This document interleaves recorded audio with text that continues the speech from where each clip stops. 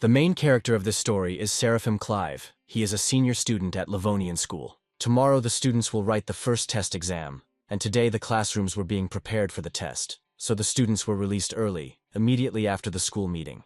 A Seraphim girl named Liana Solis appeared on the horizon. She was the best student of the year, and also the most popular girl in the school. Noticing the guy, she wishes him good luck in the exam. The main character was born into an average family, and his grades were not the highest, but he was lucky to meet such a girl. True, this raised a lot of questions among other students. And even now, out of the corner of his ear, Seraphim heard his classmates discussing their couple. They are perplexed at what Liana could see in this homely boy. The girls think that they are not suitable for each other at all. Having gone home, Seraphim also began to think about this topic. In fact, he also could not understand why Liana liked him. In addition, he was worried about one more thing. His girlfriend is the first in academic performance, so he definitely won't be able to enter the same university as her. Disturbing thoughts begin to swarm in his head, whether he is good enough for her. And as soon as he thought that he would like to be like the hero of some novel, some kind of glow suddenly appeared above his head. The light becomes brighter, and an unknown creature appears from it, which immediately greets Seraphim and reports that the activation was successful. Out of fear, the young man hid behind the closet, telling the unknown creature not to come closer if it didn't want to deal with his ruler. The creature gets angry and says that the system is not a joke, but the latest high-tech development of Planet X, where you need to complete the tasks of the system, and for this, it will reward the participant. However, she informs Seraphim that for now he is an ordinary user, and in order to become its master and own the system, he will need to pass a test. And he adds that the system is already giving him the first task, which includes following his words and becoming one of the 10 best students in the class.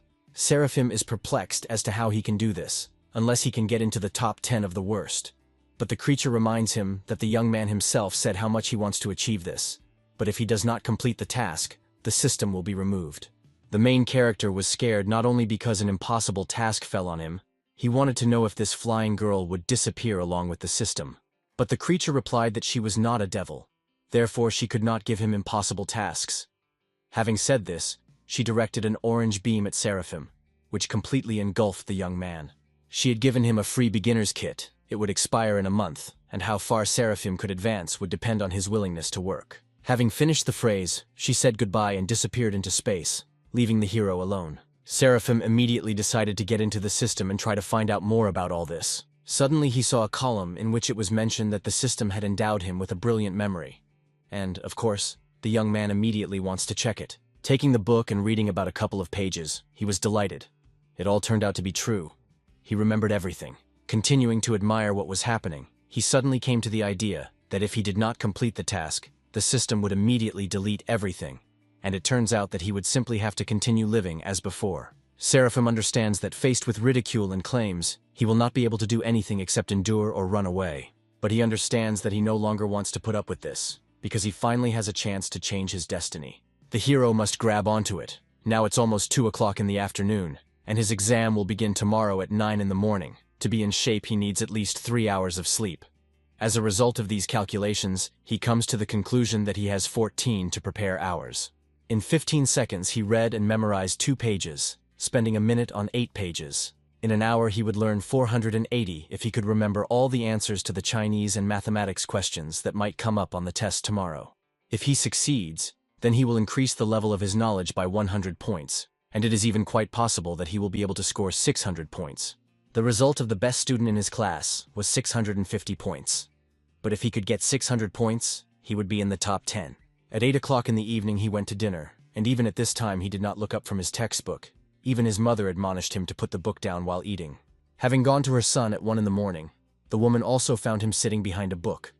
She reminded him that he had a test tomorrow, so it was time to go to bed. The time approached 3 in the morning, but Seraphim did not go to bed, but simply continued reading under the blanket with a flashlight. Suddenly a fairy appeared. She noticed how the young man was diligently studying, and before him 1,072 of his predecessors had failed. After all, even having received the strongest ability, without hard work, it is impossible to achieve anything. Only those who are ready to work hard have a chance to experience this strongest system. As a result, the next day, already sitting in class, Seraphim was not in the best physical shape. He liked studying so much that he studied all night, even though he wanted to sleep. But still his efforts were not in vain. He looked at every question and remembered answers to them. Liana, noticing that her boyfriend looked tired, decided to ask if he was confident in his abilities. Looking at the girl with a tired look, but at the same time smiling contentedly, he stated that he was sure that now he would make it into the top 10. His companion was a little embarrassed. She didn't understand what was wrong with him. It seemed to her that he had somehow changed. This phrase was heard by the rest of the students. Muffled giggles were heard throughout the class, and someone even choked on their drink. Noticing this, Seraphim felt a little awkward. He himself had already realized how too presumptuous it sounded. Liana blushed a little, and smiling, told the guy that she believed in him. She got up and, having collected her things, said goodbye to Seraphim, as she was going to the exam and finally offered to meet later and have lunch together. The young man waved his hand at her, while louder laughs were heard behind him again. The guys were discussing whether Seraphim was ashamed to be such a clown.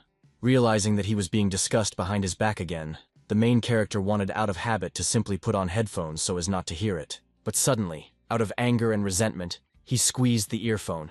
The question again sounded in his head whether he was worthy of dating Liana. With all his soul, he wanted to show everyone what he was really worth. By this time, exam options had already been distributed in the class, and the observer watching the class walked around the room and thought that there were so many weak children in this class, and there was no one here who took the exam seriously. At the same moment, Seraphim was glad to receive the option. It turned out to be one of those questions that he had learned last night. The difference was only in one meaning. And he also knew the answers to the rest of the questions on the form. He couldn't believe that everything except the numbers remained unchanged. Seraphim understands that in this case, 600 points is nothing. He was already sure that he would receive even more than 650 points. The observer noticed how Mr. Clive completed all the tasks suspiciously quickly. She decided to carefully look over his shoulder to make sure he wasn't cheating, and in the end she was very surprised. 4 days later, Seraphim, coming to class, again received a joke from his desk neighbor named Ian. He again reminded him of the phrase about the top 10. He considered the young man the main braggart of the class, telling him that everyone was waiting for his next joke. Noting that it was his own fault that everyone was laughing at him, Seraphim objected to him, saying that everyone was simply jealous of him, since he and Liana were together, and therefore they were making him a scapegoat. Finally, the teacher entered the classroom with a huge pile of papers. Bringing them to the table, she simply threw them on him.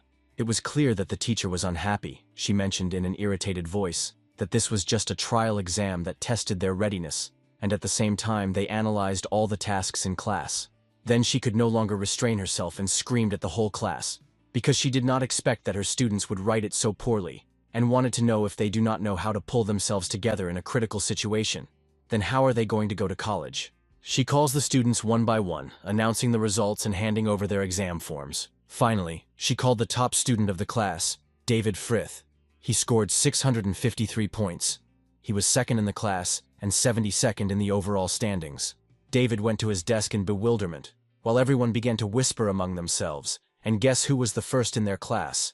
And everyone became a little tense because there was only one person left, whose results were not announced. Finally, the teacher announced Seraphim. He scored 702 points, was in first place in the class, and second in the overall standings. The young man, happy, went to receive his form, while everyone in the class, including the teacher, was perplexed by what was happening. At the Livonian school, the teachers were already discussing the results of the trial exam. They were surprised how such a weak student was among the best. Someone suggested that the young man was definitely cheating, since the teacher had never in his life seen a student wise up so quickly. The teacher thought, even if the student had the opportunity to look at the reference materials during the exam, it is unlikely that he would be able to immediately score 700 points like that. Another teacher also thought about this, because it is impossible to find the answer to a question in a book if you have no idea where the necessary material is, which means that the student really prepared hard. Suddenly, the deputy director loudly slammed a stack of papers on the table and loudly ordered the topic to be closed. And then he asked each of the teachers to draw up a new exam version, since he wanted this sensational student to take the test again tomorrow. The next day, sitting in class, Seraphim already had time to think that it seemed like everyone had already forgotten about what happened yesterday. And what was great was that he still remembered all the material he had learned. By this time, his memory had become even better. Suddenly, a teacher came into the classroom and asked Seraphim to go with her to the teacher's room. Before he even set foot outside the classroom, his classmates immediately began discussing his trip to the teacher's room, suggesting that he had been caught cheating. Entering the staff room, he quickly knocked and greeted all the teachers and class teachers. The deputy director immediately suggested that he not beat around the bush, and immediately stated that some teachers doubted that he wrote this exam honestly.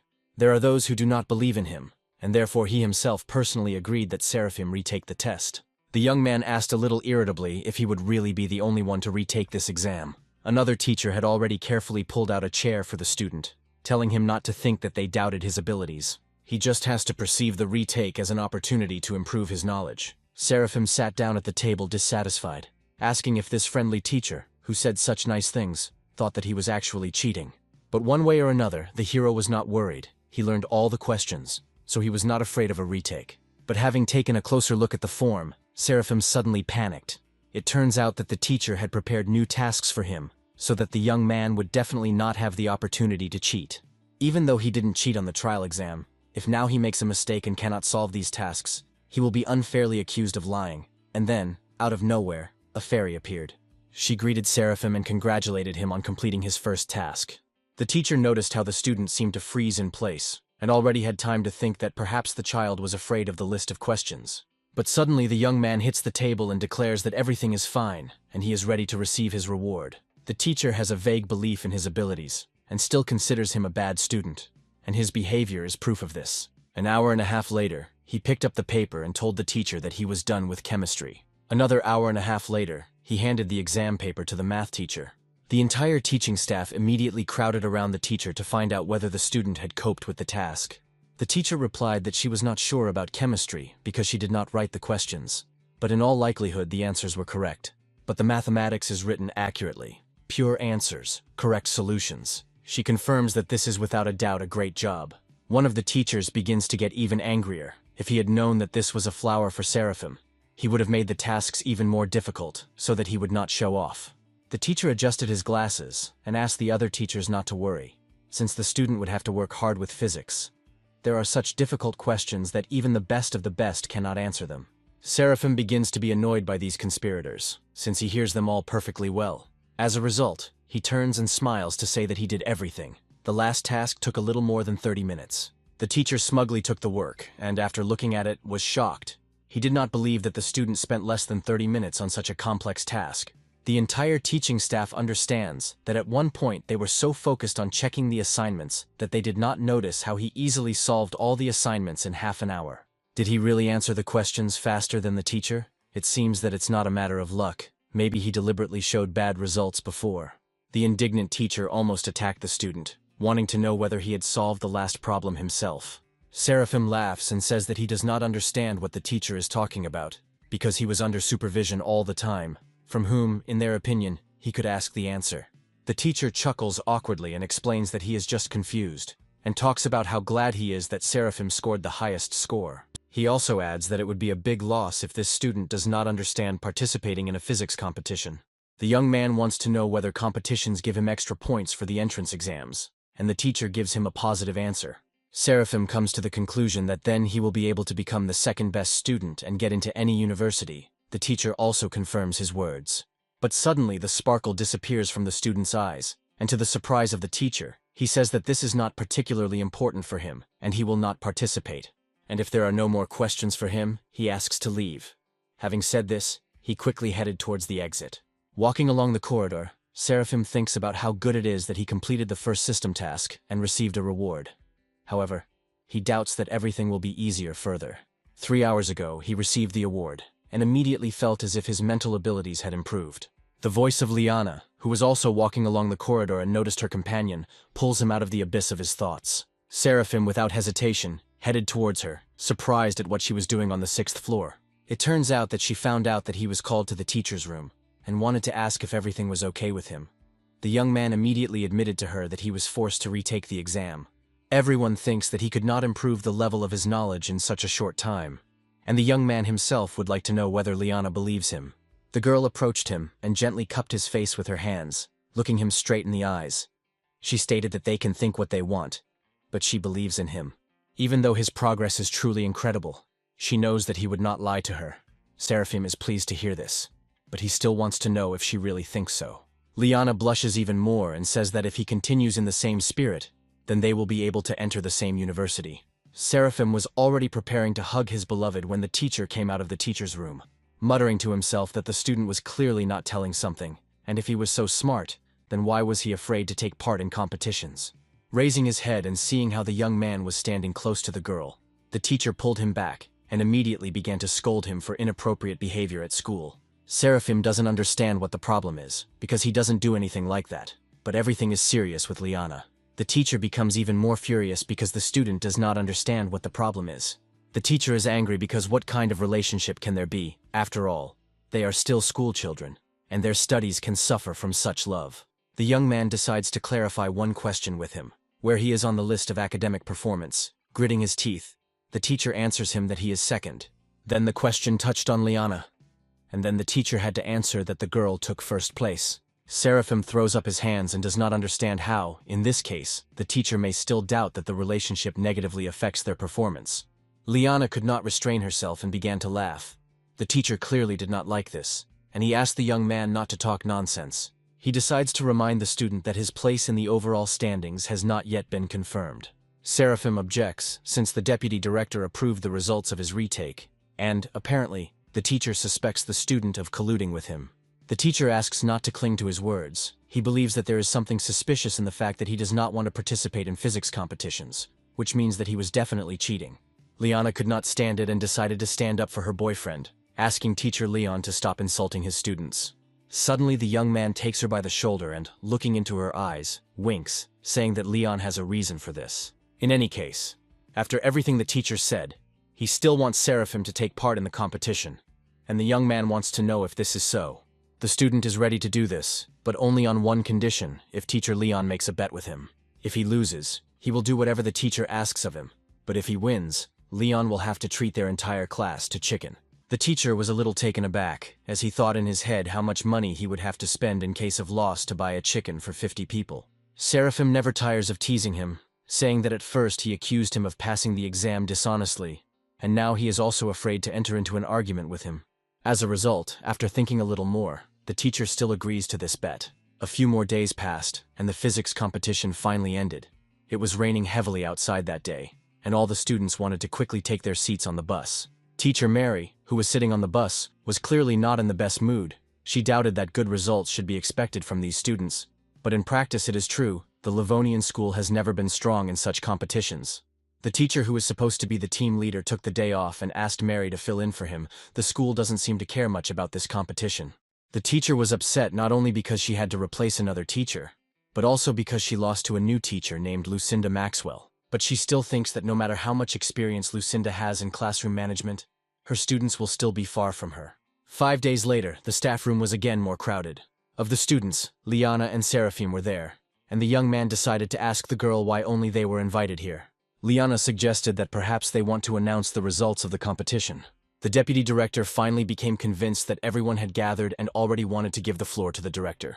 Noticing that the students are whispering among themselves, Mary does not hold back and begins to scold them, because they imagine that if they earned a lot of points, then now they have the right not to listen while the teacher is talking to them. Next, Mary looked sarcastically at teacher Lucinda, as if hinting that her students were behaving inappropriately. Seraphim, seeing this picture, decided to butt into the conversation, saying that he did not understand what teacher Mary was talking about, and that he did not think that they behaved disrespectfully towards the teacher.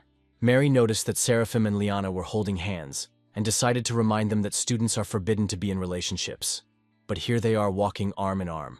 All eyes immediately turned to teacher Lucinda. Seraphim realized that Mary did not get along with their class teacher, so she decided to take it out on her students. The young man realized that he needed to act. He raised his hands with Liana and loudly announced that they were dating, and no one expected what he did next. Seraphim pointed to the director and said that he knew everything about it, and was not at all against it. The director even choked on his drink at such news. He didn't remember saying anything like that. Seraphim continues. The director promised that if they take a prize in the physics competition, then they will be able to officially date. The young man understands that if Mary wants to turn all the teachers against him, this will not happen. The deputy director decided to intervene and, winking at the director, said that he was also aware of this agreement. The director slapped himself on the forehead and pretended that he remembered how they discussed this, and the school was ready to allow a lot for such a wonderful student as Seraphim. Now that he had the support of many teachers, he felt his complacency growing by the second. Mary tries to object to the director, but he interrupts her and asks her to let him announce the important news. It turns out that at a physics competition, their school took first and second place. First place was taken by Seraphim Clive from Class 3-3, and second place by Liana Solis from Class 3-1. The director solemnly begins to clap his hands and wants everyone to praise the students and congratulate them on their victory. Mary hears how everyone begins to applaud in unison, and she cannot believe that Seraphim won this competition. She is also finished off by the fact that one of the teachers congratulated Lucinda on winning the competition. She had never heard of him before this incident, and she suspects that Liana could not train him that well, and if Mary were the head of the third class, then all the congratulations would go to her, and not to Lucinda. She was overcome by envy. Mary was sick of thinking why Lucinda was so lucky. While everyone was leaving the conference room, Teacher Leon stopped Seraphim. The teacher smiled and reminded them that their bet was still valid, and he would be happy to buy a chicken for their class. The young man was a little surprised, because he didn't think that the teacher would take him seriously. He was just joking about the bet. Leon objects. It was a fair dispute, and he must keep his word, because the teacher cannot do otherwise. Seraphim understands that it seems that the teachers are not really trying to make life difficult for their students. It's just possible that they can be a little impatient and pushy sometimes. Already in the lesson, Mary scolded her class for making many mistakes in such simple questions. She wants them to follow the example of Seraphim from Class 3-3, because he only needed a month of preparation to take first place. Satisfied Seraphim, sitting in class, continues to think about teachers, and understands that sometimes they are simply worried about their performance. Mary continued to be angry with her class. She wanted them to follow the example of the winning student, because after passing the exams, he also took part in competitions, where he took first place.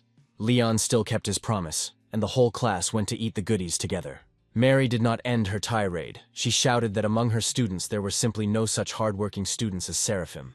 The school children noticed that their teacher had already mentioned this Seraphim 10 times. If they didn't know, they would have thought that this was her student. One of the students sitting in the back desk even seriously wondered who this Seraphim Clive was. The fairy again appeared to the student and said that since he had successfully completed the first mission, and therefore as a reward, she would grant him the ability to quickly comprehend. Now he would be able to solve the assigned problems in one moment. Seraphim was delighted, and from then on he was able to cope with any task. Leaving the class, Ian tried to stop him, who wanted to find out if he was going home. The young man confirms and wonders why his classmate is not going home. The fat man reminds him that today they will have a match with the first class, and from the third parallel, Seraphim plays basketball best of all, and if he does not go with them, then they will definitely lose.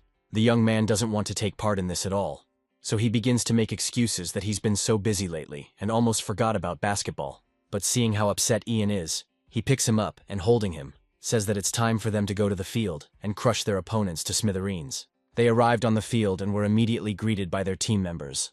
But his rivals also noticed him. One of them, named Frank Kish, addressed Seraphim's class as scum, and wanted to know if they were ready to lose. The young man was just changing into his uniform and turned to Frank with a request to chat less, because they had gathered here to play, and not to chat. The opponent supports him, because time is not rubber, and the one who scores 50 points first will win. The game has begun. Frank dribbles the ball and quickly passes one opponent after another. He breaks sharply and quickly throws the ball into the basket. Now the score is 2-0 in their favor. The opposing team did not understand how this sudden attack happened. Was this Frank really ready to kill for the ball? Ian wants to know why Seraphim is just watching this. Frank, meanwhile, turned to them and told them to continue to stand on the sidelines, because this way he will definitely beat them. The main character asks his classmate not to worry, while he watched Frank dribble the ball and move forward. Then the young man felt the same as when solving problems. He seemed to feel inspired, and his brain began to think faster. His dribbling technique and the way he was able to get past defenders, Seraphim sees how to improve his movement and how to correct the mistakes he makes while dribbling.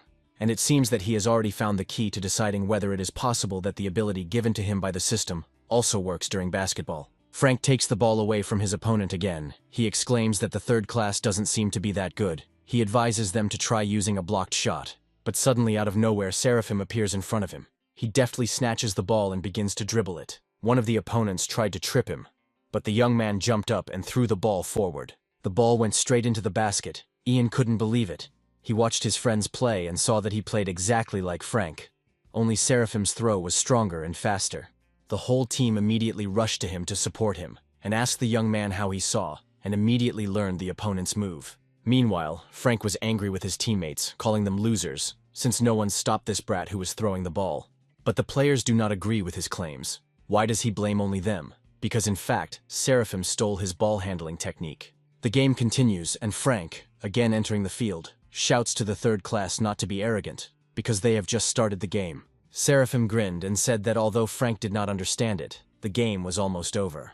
After another 30 minutes, almost all the opponents were already lying on the field from powerlessness. The main character reports that the score is currently 47-2 in their favor, and thinks that he needs to go easy on the opposing team.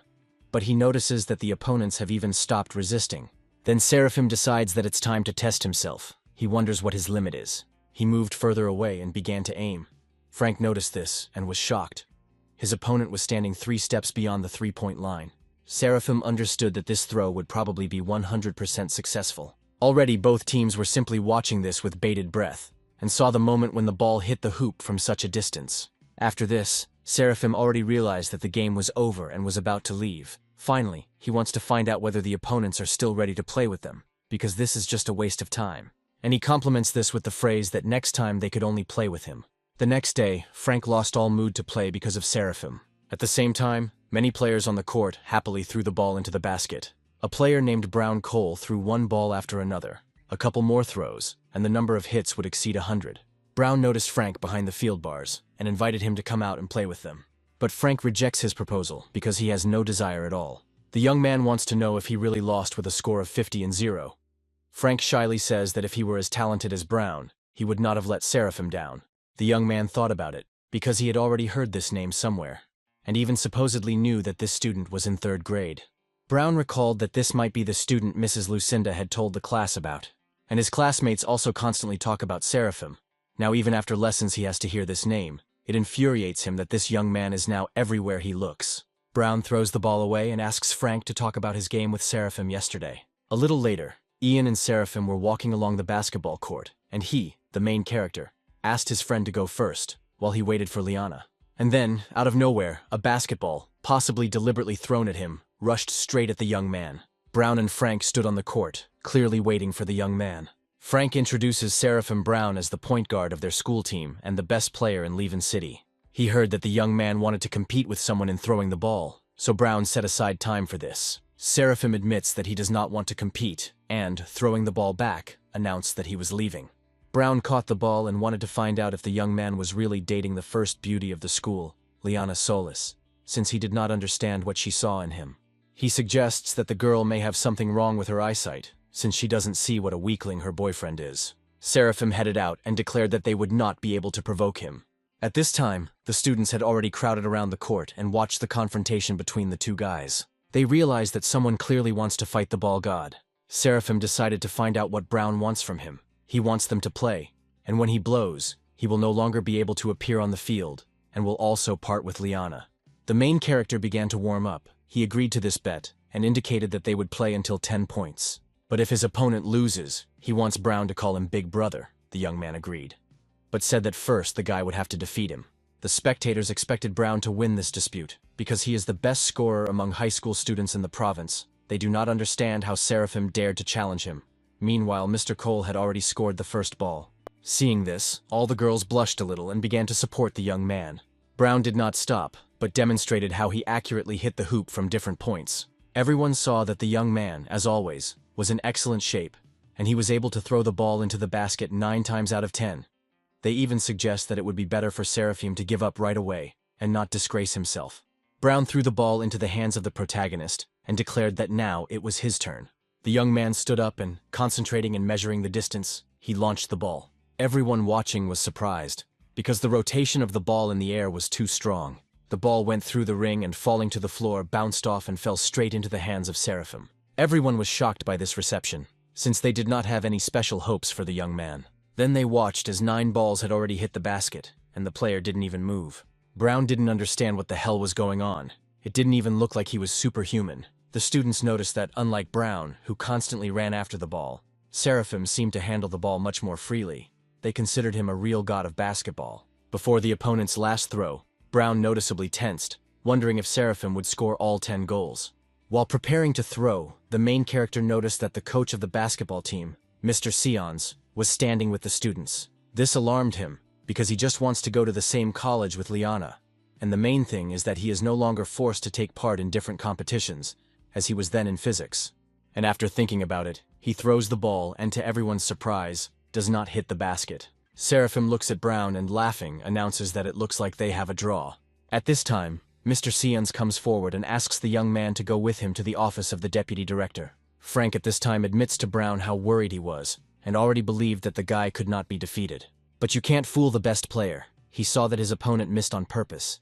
The young man noticed how Seraphim looked at their coach, and then threw an oblique three-pointer. Frank doesn't believe the opponent simply wanted to preserve Brown's reputation. Mr. Cole noted that you rarely meet such easygoing people as Seraphim. After all this, the young man even respected him. Already standing in front of the teacher's room, the main character began to think. The lessons were over. Why suddenly the deputy director called him? Upon entering the room, he immediately saw the deputy, who greeted the student and ordered him to sit down, stating that as long as everyone was assembled, they could begin. The teacher invited the best students of the school here, but noted that every year among the best, there are always those who failed the entrance exams. Therefore, he and the teachers decided that the deputy director would lead the group of the strongest, and after school he would conduct intensive additional classes for them. They even warned their parents. Seraphim was not particularly pleased with this news, because it meant that he would also have to go to this study group. He was distracted by Liana, who noticed her boyfriend and greeted him sweetly. Seeing her, Seraphim realized that now he wouldn't be so bored here. Many students, on the contrary, took this news joyfully, because their teachers brought them to the top. The deputy continued, he said, and, drawing the students' attention to the fact that they had sheets of assignments in front of them, he himself identified 2 reasons why high scorers from previous years most often failed the exams. Firstly, they spent a lot of time solving the problem. The other tasks did not cause any difficulties, but solving one took them too much time, so they did not have time to complete the work. Secondly, they misunderstood the question posed in the task. Some students gave a detailed solution, but after receiving the results, they realized that they had made a mistake that affected the entire task, due to which they lost points. While all the students were looking through the assignments, Seraphim called the deputy director and suggested to him that if he proves that the assignments are not difficult, and it is quite possible to solve them with the highest score, if he succeeds, then can he allow him not to attend these classes anymore. The students did not like this attack. They think that Seraphim is an arrogant fellow. Because the deputy said that the problems can be solved, they just take a lot of time. Liana decides to join the conversation. She points out that Seraphim can prove, because in fact, he won first place in a physics competition. In addition, she is absolutely confident that he will also quickly complete the assigned tasks. The student objects to her, because she was always 20 points ahead of the second best performer at school, and Seraphim is unknown who, plus the competition, in his opinion, is not even close to the entrance exams. Liana again begins to stand up for her boyfriend and says that he is everything will be able. The deputy is trying to break up the arguing school children, because they are here to study, and at the same time he wants to know why they are arguing with each other in the first place. The teacher recalled how Seraphim showed himself during the retake of the exam. He solved problems quite quickly and correctly, and in this case he thinks that his experience can be useful to the children, so the deputy asks to share it with them. The young man just wanted to object to the deputy, but he reminded him that when the question of his relationship with Liana arose that time, he and the director supported him. Seraphim breaks off, his cheeks begin to rapidly turn red, and he thanks the teacher for his generosity that time. The deputy assures that the student can be calm, because he is always on the side of the students, and is sure that everyone in this room will listen to his point of view, so he asks Seraphim to speak freely and confidently. The young man decides to try anyway, and begins to say that, in his opinion, in order to achieve greater speed in solving problems, they need more practice, but they can improve their skills by memorizing examples of solving problems in advance. This is something like a software algorithm of actions, when before the main one there is also a preliminary process. Having memorized a sample solution to problems in advance, they significantly improve the efficiency of their work. For example, they might take a genetics problem that is worth average and takes some time, and is therefore challenging. Similar problems take place in high school. In front of them, there are 16 ways of developing the situation, including various combinations, for which you need to create several solutions and remember the formulas. And when this problem comes across, it can be solved in a shorter time. One of the students objects, because for this method you need to remember a lot of things. And if, for example, they don't come across such a task, they will simply waste time. Seraphim suggests that everyone choose the best option for themselves. rote memorization before the exam, or wasting time during the exam. The deputy liked the young man's option, because the advantages of this method are enormous. Students will be able to spend not 30 seconds, but 3, on solving the task. Further, Seraphim suggests, in order not to get confused in the question itself, and to highlight the necessary information, simply write down the solution on a separate sheet and use the formula to solve it. He compares it to playing chess. It's one thing to check and another to checkmate. He believes that those who go beyond their capabilities will be able to cope with any task. But students doubt that it is worth so much effort and whether it is even realistic. The deputy believes that there is common sense in Seraphim's words. Of course, students are not obliged to follow everything he advised, but there are some things worth listening to. Suddenly the young man felt a strange feeling, and out of nowhere he heard a notification that the system had granted him a new ability called the Feynman method of studying. A month later, at the next meeting of the best students, the deputy congratulated Seraphim, because he overtook all the students at the school, and finally took first place in the trial exam. The hero turns to the teacher and says that he should thank him for these services. This time he managed to finish the test 10 minutes before the allotted time, and thanks to this, he became more confident about the entrance exams. Another student also shared his experience. Having worked with the group for 2 weeks on exam options, he felt that he had a better understanding of the concept of working on difficult questions. Seraphim chuckles and replies that he is only happy to help everyone, but he is confident to himself that none of the guys, without a system like his, will reach his level. To his surprise, he notices that Liana is behaving somewhat distantly, and sadness is clearly expressed on her face. He wants to find out from her what's wrong. Maybe she's angry that he overtook her in the school test. But Liana replies that that's not the point, and she's very happy for him. Seraphim is still trying to find out why she feels bad, but the girl just refuses. Then the guy takes more drastic measures and, grabbing Liana by the hands, asks that if she cares about his feelings, then she should tell him the truth. Meanwhile, the deputy declares today's meeting over, and all but a couple of students quickly begin to get ready. Left alone, Seraphim once again asks her to tell him everything, and this time Liana agrees. She quietly tells him that they may not be able to go to the same college. Yesterday, her mother suddenly told her that she wants Liana to study abroad. The girl is worried because she already anticipated that when Seraphim's grades improve, they will be able to continue studying together. The young man was also alarmed by this news, but he tries to calm Liana down, saying that they will definitely come up with something. They both end up at a reception with Miss Devona Solis. Liana tries to start a conversation and addresses her as her aunt. Devona laughs because she allows herself to be called auntie, since she is not one of those old-fashioned mothers who forbids her child to date. In addition, she trusts her daughter, and it is immediately clear from Liana that this conversation is difficult for her. However, despite the fact that Miss Solis is not against their relationship, she still believes that first of all, Liana needs to think about her future. Miss Devona has a goal. She wants to give her daughter the best education. Seraphim listens to her and analyzes the situation, because thanks to the system, the best education is now available to him. He is sure that no university can compare with it. But there is a problem. He cannot just go ahead and tell everyone else about it. And besides, he is afraid that no one will believe him. Auntie suggests that if Liana's boyfriend came here to convince her, then she is ready to listen to him. Seraphim supports her and asks his girlfriend to let him talk to her mother. He begins his conversation by understanding how Miss Devona is worried about her daughter, but he wants to know what she means by a good education. A diploma graduated with honors, or a well-equipped, expensive campus. The aunt smiles and replies that she doesn't think this is the most important thing. She was interested in finding out what a good education includes, according to the young man. Seraphim enthusiastically shouts that this requires thinking people, masters of their craft. After all, they are the foundation of education, and in their country they can also get the best education. Devona, hearing his speech, clapped her hands, noting that it was all well said. She was directly amazed, but he still missed something. Seraphim realizes that he missed this important component: connections. The young man activated the ability to anticipate his opponent's action and received a rookie card. Devona confirms that everything, as he said, all the power is in the people.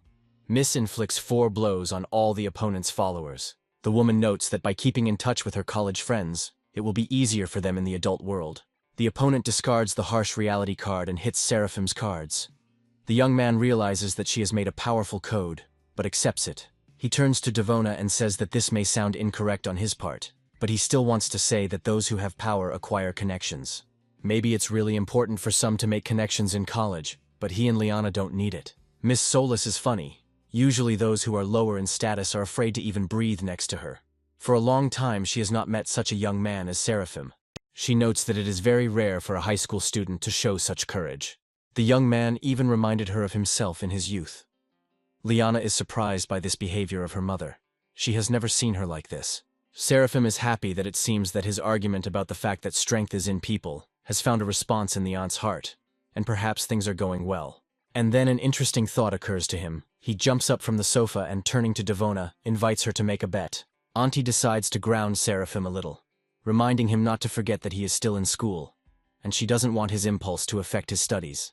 Her hero promises that his studies will not suffer from this, because he wants to bet on his scores in the entrance exams. If he gets the maximum score, then she must promise that she will allow Liana to stay in China. If he does not succeed, then he will do whatever she wants. From such speeches, Devon was perplexed. She does not believe what the young man is saying. How can he get 750 points? He is clearly out of his mind. Seraphim admits that he understands that this is not at all easy, and no one has ever managed to get the highest score in the entrance exams. But if he is not able to do even this, then how can he consider himself worthy of Liana? How can he then have the courage to ask her to stay with him? Devona replies that at first Seraphim surprised her in a good way, but she did not expect that he would have such a high opinion of himself. But in the end she agrees to make a bet. But if he loses, then she will think whether he is worthy of her daughter. Liana tries to object to her mother, but Devona continues to be angry. She will not trust her daughter to such an egoist. Miss Devona stands up and replies that she is tired, and asks her daughter to accompany Seraphim to the door. Liana is worried, but the young man asks her not to worry, because he can convince her mother. And yet it was already late and he was about to leave anyway. Heading towards the door, he realizes that he didn't think he would screw up like that. He blames the system, and thinks that he will never forgive it for this.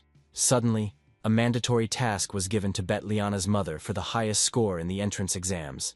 And if the task was failed, then Seraphim would be bullied at school because of his relationship with Liana, and would also accept the punishment of brain cell processing and subsequent loss of interest in opposite field. During evening classes, Ian decided to ask Seraphim if he was too confident in himself, because only recently he took first place in the trial exam, and now, with all his appearance, he shows that he no longer needs to study.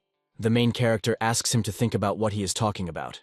Seraphim reads the newspaper to increase his level of knowledge. His comrade asks him to stop bragging, because reading the news will not help him in any way. Seraphim objects. In order to get the highest score in the entrance exams, he needs to get 9 out of 10 points in other subjects, including essay writing. Already sitting in his room at night, a fairy suddenly appeared in front of the young man. He immediately decided to complain why she appeared only now. The creature clearly didn't like this. She doesn't want him to call the system stupid. Seeing the fairy's anger, the hero decides that it would be better for him to agree with her. But he really wants to find out what kind of task the system gave him. The fairy does not understand what he is talking about, because additional information is not provided. But she told him that the system wouldn't give him a task that he couldn't handle. Seraphim couldn't believe his ears. Could he really get the highest score in the entrance exams? But the fairy decides it would be better to remind him. He recently won a basketball game, and she is here to give him a reward. This news could not help but please Seraphim. If he was given a new skill, then it would not be surprising that the system assigned him such a strange task. As a result, the system revealed a skill to him, a master of calligraphy. But this is not what the young man expected, as it will help him pass the entrance exams better than anyone else. Sitting in class, he is confident that he can get the highest grade. The main thing is to write a good essay. Using his ability to get along with people, he must write a great essay that can resonate with people and make them feel the result he wants to achieve. Classes finally ended, and Ian decided to see if Seraphim wanted to play catch with him. Mr. Clive refuses the offer, because today he wants to introduce Liana to his mother. Standing in front of the door, Liana admits to the guy that she is a little nervous. Seraphim tries to calm her down, saying that his mother is wonderful. He reminds him that he was not at all scared when he went to meet her mother. But their conversation is interrupted by the hero's mother, who suddenly opened the door. The son decides to introduce his girlfriend to her. This is Liana, about whom he talked a lot.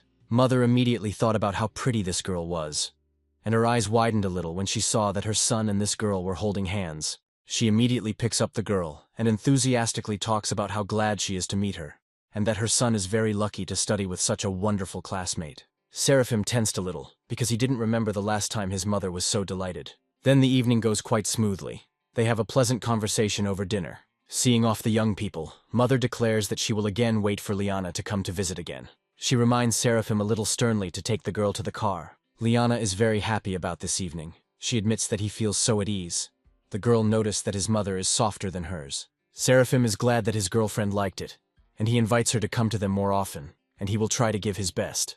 Liana laughs and asks what he is talking about. The young man replies that he will get the highest score in the entrance exam. A few months later, Evie's store welcomes everyone to her broadcast and announces that today is the last day of the entrance exams. It demonstrates how many parents have gathered in the schoolyard. College entrance exams are truly a big event for every family. Evie was embarrassed by the reactions in the chat. Everyone sent her hearts and wrote that she was the best. Someone even asked her to marry him. Seraphim and Liana come into the frame. The girl immediately pays attention to them. Evie assumed that these two had already shot each other. She decides to greet them and find out how it went. After all, how did they cope so quickly? There was still a whole hour left until the end of the exam. Seraphim admits to her that they simply wrote all the assignments and handed them in. Evie is shocked. She already thought that they were expelled from the exam for some kind of violation. The girl admits that it just rarely happens that students pass their entrance papers so quickly, and she wants to know how difficult the assignments were this year. The guys chuckle and answer that the questions were not particularly difficult. Seraphim suggested that he would probably have the highest score. Evie is shocked. She thinks he is joking. She decides to clarify whether he is sure that he was able to score the highest score in a foreign language.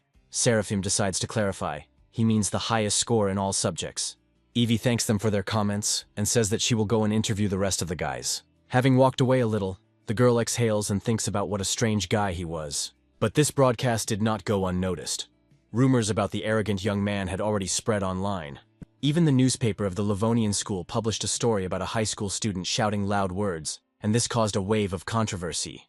This news could not pass by the director, and he decided to call Seraphim. The director approached the young man and decided to say that the student was careless. He invites him to look at the news, which says that an interview at the Livonian school has led to a flurry of indignation. Netizens are heatedly discussing the pretentious and arrogant students of this school. Seraphim believes that reporters really know how to make mountains out of molehills. The director admits that if the matter concerned someone else, then there would be no problems. But it was Seraphim who came under attack, even though the exam results had not yet been announced. But he had already become famous throughout the internet, and he wants to know how the young man will now order to restore the reputation of the school. Seraphim asks him not to worry. Perhaps he didn't choose his words very well in the interview, but he spoke the truth. Their school will not have any problems. On the contrary, it will be in first place in the ratings. It was time to check the exam, and one of the examiners was amazed at the handwriting of one of the students. He was even more shocked by the fact that the exam was written without a single mistake. He even asked the manager to take a look at the essay. The head cannot believe his eyes. He does not believe in this unusual construction of phrases. He has never seen a high school student write such an essay. He understands that this is an unusual job. The student's ambition and life philosophy are visible in it. The supervisor declares that this work deserves the highest rating. The assistant wanted to object, but the head said that this would not be discussed. This work deserves better evaluation, and that's the end. A couple of days later, at the company where Ms. Solis worked, employees began to discuss the fact that, according to insider information, as a result of this year's college entrance exams, one student scored the maximum number of points. The colleague does not believe this. She wants to know where the employee got such information. But he objected. Does it matter? In a few days the results will be posted and the truth will be revealed. Miss Devona overheard this conversation and wondered if it could be about Seraphim Clive. Sitting on the sofa in the Solis family's living room, Liana is a little embarrassed, but Seraphim says that sooner or later it would have happened. He brings his face closer to the girl and asks her permission to begin. She agrees, and the young man, picking up the phone, wants to see the results of the entrance exams, which have finally appeared in the public domain. Silence reigned in the room as Seraphim waited for the site to load. Liana closed her eyes in fear. Miss Devona unexpectedly entered the house and announced from the threshold that she had received some news this morning. Liana immediately ran joyfully to greet her mother. Devona noticeably blushed when she saw Seraphim in the room as well. The young man also stood up to greet Miss Solis and apologized in advance for the disturbance. Liana happily tells her mother that they finally found out the exam results. Devona asked if the young man wanted to tell her something, and then Seraphim solemnly showed her the website page, which indicated that he had taken first place and scored the maximum number of points in the exam. After that, he hesitated a little, as he noticed that Devona was somehow not particularly surprised. But she already suspected in advance. As soon as she heard the conversation of her colleagues, she already knew who the winner was. She told Seraphim that today's news had already reported about a student who scored a record number of points in the exam. The young man didn't like this. These media didn't really let him breathe. Liana, a little afraid, asks her mother what she now wants to say about studying abroad. Devona, of course, allows her daughter to stay in China, as she promised. Miss Solis was very surprised, because the fact that Seraphim received the maximum score is amazing. But as it turned out, this was not enough to impress Miss Devona. What she really liked was that he showed courage and determination, as well as the ability to back up his words with actions. Approaching Seraphim, she pats him firmly on the shoulder and declares that from now on, she trusts her daughter to him. The young man cannot help but rejoice. He confirms that she is entrusting her Liana to good hands. While the guys were happy that everything had worked out, Devona was already thinking that in a few years, the young man would stop calling her aunt. Liana could not resist and threw herself on Seraphim's neck, shouting that she was glad that they had managed it. But their rejoicing is interrupted by Miss Solis, who decides to tell her that the guys have to promise her something. She states that she doesn't want any grandchildren until after college. Liana and Seraphim immediately blushed. They did not believe that their aunt was telling them such things. Devona reminds them that they are still too young, and she doesn't want to become a grandmother before they graduate from college. Liana rushes to her mother again to hug her, and ask her to stop talking about the topic of becoming a grandmother. Seraphim decides to intervene and asks Miss Solis not to worry. He promises that this will not happen. He and Liana will not go that far until they graduate from college. Devona says that he trusts the young people. If he was able to get the highest score in the entrance exams, then he must keep this promise. Seraphim made this promise and immediately began to hope that perhaps it would not be so difficult. At that moment, his mother called, and he immediately picked up the phone to answer her. Mother calls him because she has already received several calls from the admissions office of different universities. She is hesitantly trying to tell him about the exam scores. Hearing the hesitation in her voice, he decides to tell his mother the truth himself. What everyone is telling her about. She can be proud of her son, because he became the first in the ranking of students who passed the entrance exams. The mother cannot hold back her tears, and even covers her mouth with her hand from such shock. She recalled how she saw her son sitting at books and studying from morning to night.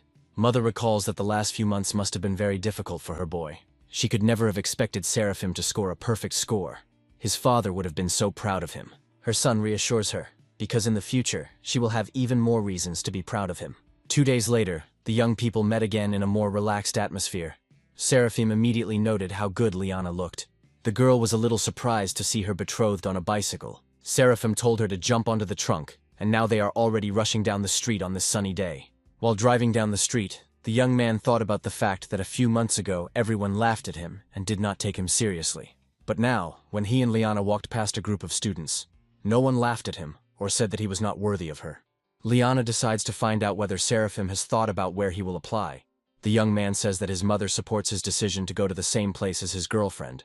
As soon as they approached one of the buildings, they suddenly saw that there were ribbons hanging on it with congratulations to Seraphim, a third-grade student at the Livonian school, who received the highest score in the entrance exams.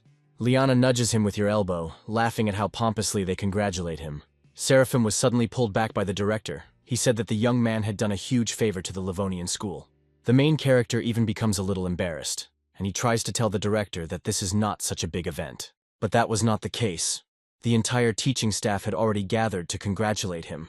The young man becomes even more embarrassed. He does not know whether he is even worthy of such an honor. The principal announces that for his outstanding results in the entrance exams, the school has decided to give him a place on the honor board. Hearing this statement, all the teachers were a little shocked. Lucinda reflects on the fact that in the entire 40 years of the school's existence, only 4 people have had such an honor. This was awarded to a titan of the world of literature, an internet giant who built a career from scratch, a politician who contributed to the development of their country, and an academician who achieved high results in scientific activities. And now it's Seraphim's turn, and he's only 18 years old. Lucinda's head was filled with the thought of whether, at his age, he was already on the same level as such strong personalities. The teacher decides to check with the principal to see if this is too much of a reward. The director decides to ask her why the Wall of Honor is needed, and to demonstrate the greatness of their school, or to encourage their future students to strive for excellence. For many years, their Wall of Honor has been a benchmark for social success, but those around them probably didn't realize that it was something of a forbidden fruit for students. If even such a brilliant student as Seraphim does not take his place on the wall, then will anyone else be able to do so? Teacher Lucinda, after thinking about it, came to the conclusion that all this sounded reasonable. In this case, the director declares that Seraphim Clive is worthy, is on the Wall of Honor. Everyone around him begins to applaud loudly, which makes the young man feel awkward.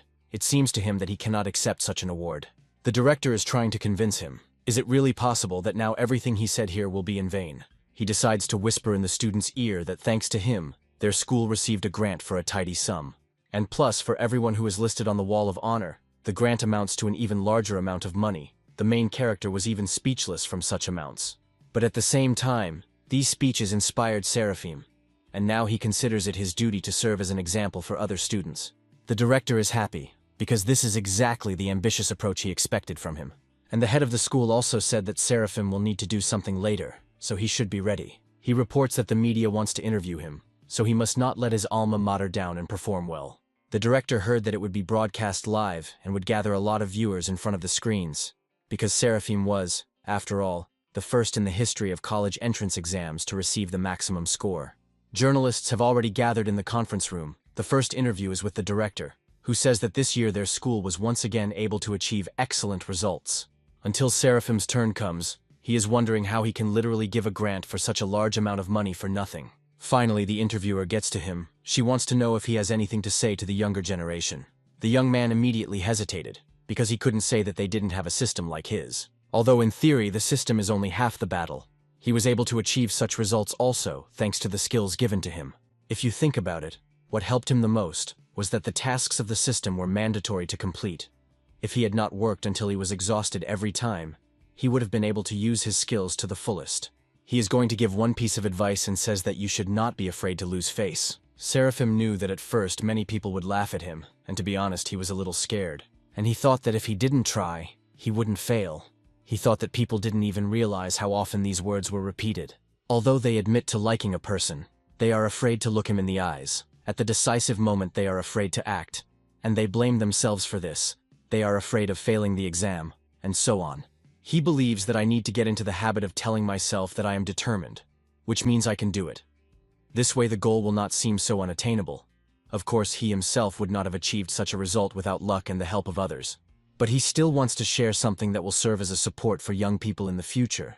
The secret is that he is not afraid to fall in the eyes of others. At this moment, many students were watching this live broadcast, and they listened carefully to what Seraphim was saying. Suddenly, the young man heard a strange notification from the system. She congratulated Seraphim. For the love of his fans, he received 10,000 points, and now the lottery has been successfully launched. While in his living room, the main character listened carefully to the fairy, who explained that he had one chance to win the lottery. She wants to know if he confirms the launch of the lottery. Seraphim happily agrees to this. The creature happily reports that the young man won the skill of a brilliant idea. The main character immediately became interested in what this skill entailed.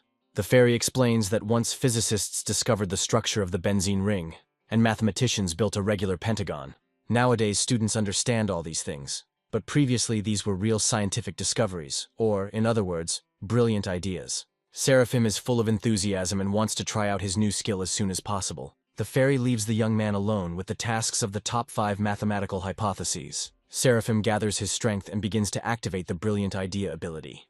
Hours passed, and only in the evening he was able to finish his calculations a little. Suddenly, someone knocked on the front door. My mother immediately entered the room, because it was already 5 in the evening, and she had no idea who it could be behind the door, since they were not expecting anyone. Seraphim already wanted to get up and open it himself, but his mother told him to continue studying, and she herself would open it and see who came to them. Opening the door, the woman saw a thin, tall man with glasses who was interested in whether Seraphim Clive lived here. The man decides to introduce himself. His name is Raj Gable. He is the chairman of the admissions committee of Anna University, and he would like to know which college Seraphim chose.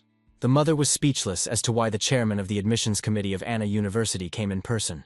She kindly invites Raj to come in, and the chairman has already seen this silent question in her eyes, and hastened to answer that he is here in person, because her son is a special applicant.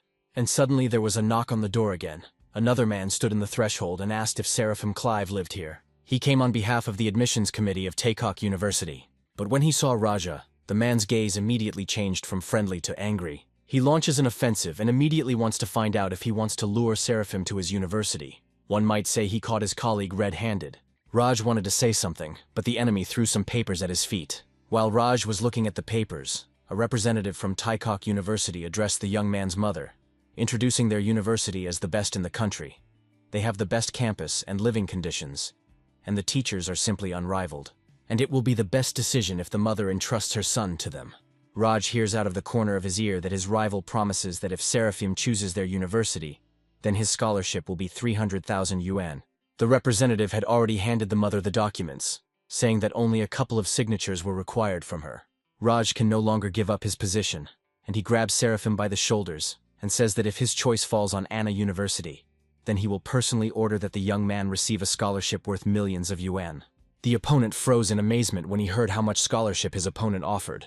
Raj continues to press the young man. If he is not satisfied with this amount, then he can offer his own, and in general, if he enters Anna University, he can ask him for anything. Seraphim finally managed to say that, in fact, he and his girlfriend decided to enter the same university. Raj begins to talk about how his girlfriend will be able to choose any direction, and studying for a master's degree will be free for them, and they will also be able to accommodate them in the same dormitory, and that regarding her scholarship, they will also be able to agree. Raj's rival is simply indignant. He asks his colleague if they even have the right to do this. The top best include dozens of students in the country, and they cannot afford to pay such scholarships to everyone. Raj has already decided everything for himself. He has an assumption that if he does not hold this child by all means, he risks never knowing what kind of genius he missed. Already on the plane, Seraphim told Liana about how the face of the representative of the admissions committee at Taekok University turned green when he heard Raj's conditions. 2 months ago, university representatives showed up at Seraphim's house and wanted to know where he was applying. The young man awkwardly admitted that his girlfriend had already chosen Anna University, so he would go there too. Raj immediately began to sneer at his rival, who after these words offered the young man anything to change his mind. But there was nothing to be done. The representative of Taekok University had to pack his suitcase and leave, saying that he did not lose to Raju, but was simply unlucky this time. Mother Seraphima continued to be in a state of shock. She did not believe that her son had just been invited to study at one of the best universities in the country. But in the end, the main character was glad that he and Liana entered Anna University together. The girl admitted to him that she could not believe that they had achieved their goal together. She thought to herself, although she always believed in Seraphim, his grades were not so good before. Sometimes it even begins to seem to her that he has become a completely different person.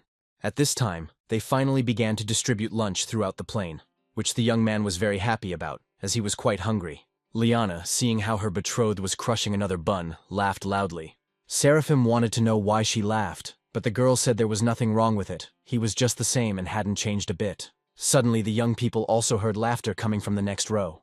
Liana turned to see who was laughing too, and saw that a pretty blonde was winking at her. Mrs. Solis didn't understand why this girl looked as if she knew them. Seraphim noticed Liana's worried look and decided to find out what happened.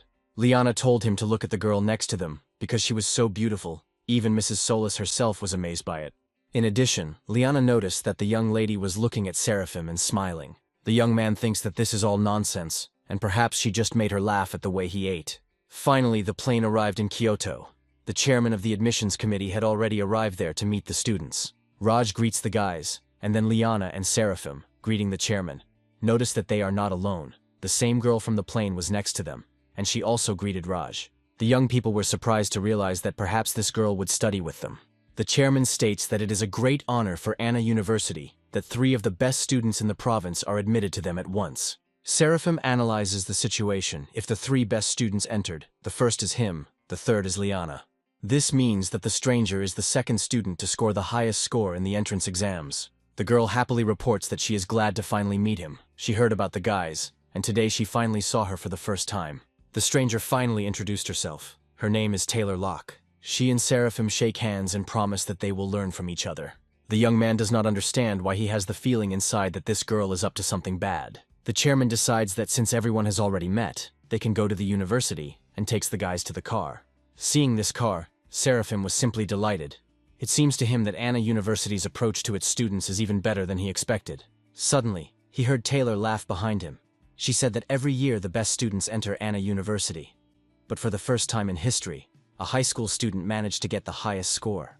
The girl suggests that, probably, it was given to her from above to meet such a genius as Seraphim. The chairman urges them on, saying that he himself will help them with their luggage, and for now they can get settled in the car. He reminds them that they will have to fill out a lot of paperwork before registering.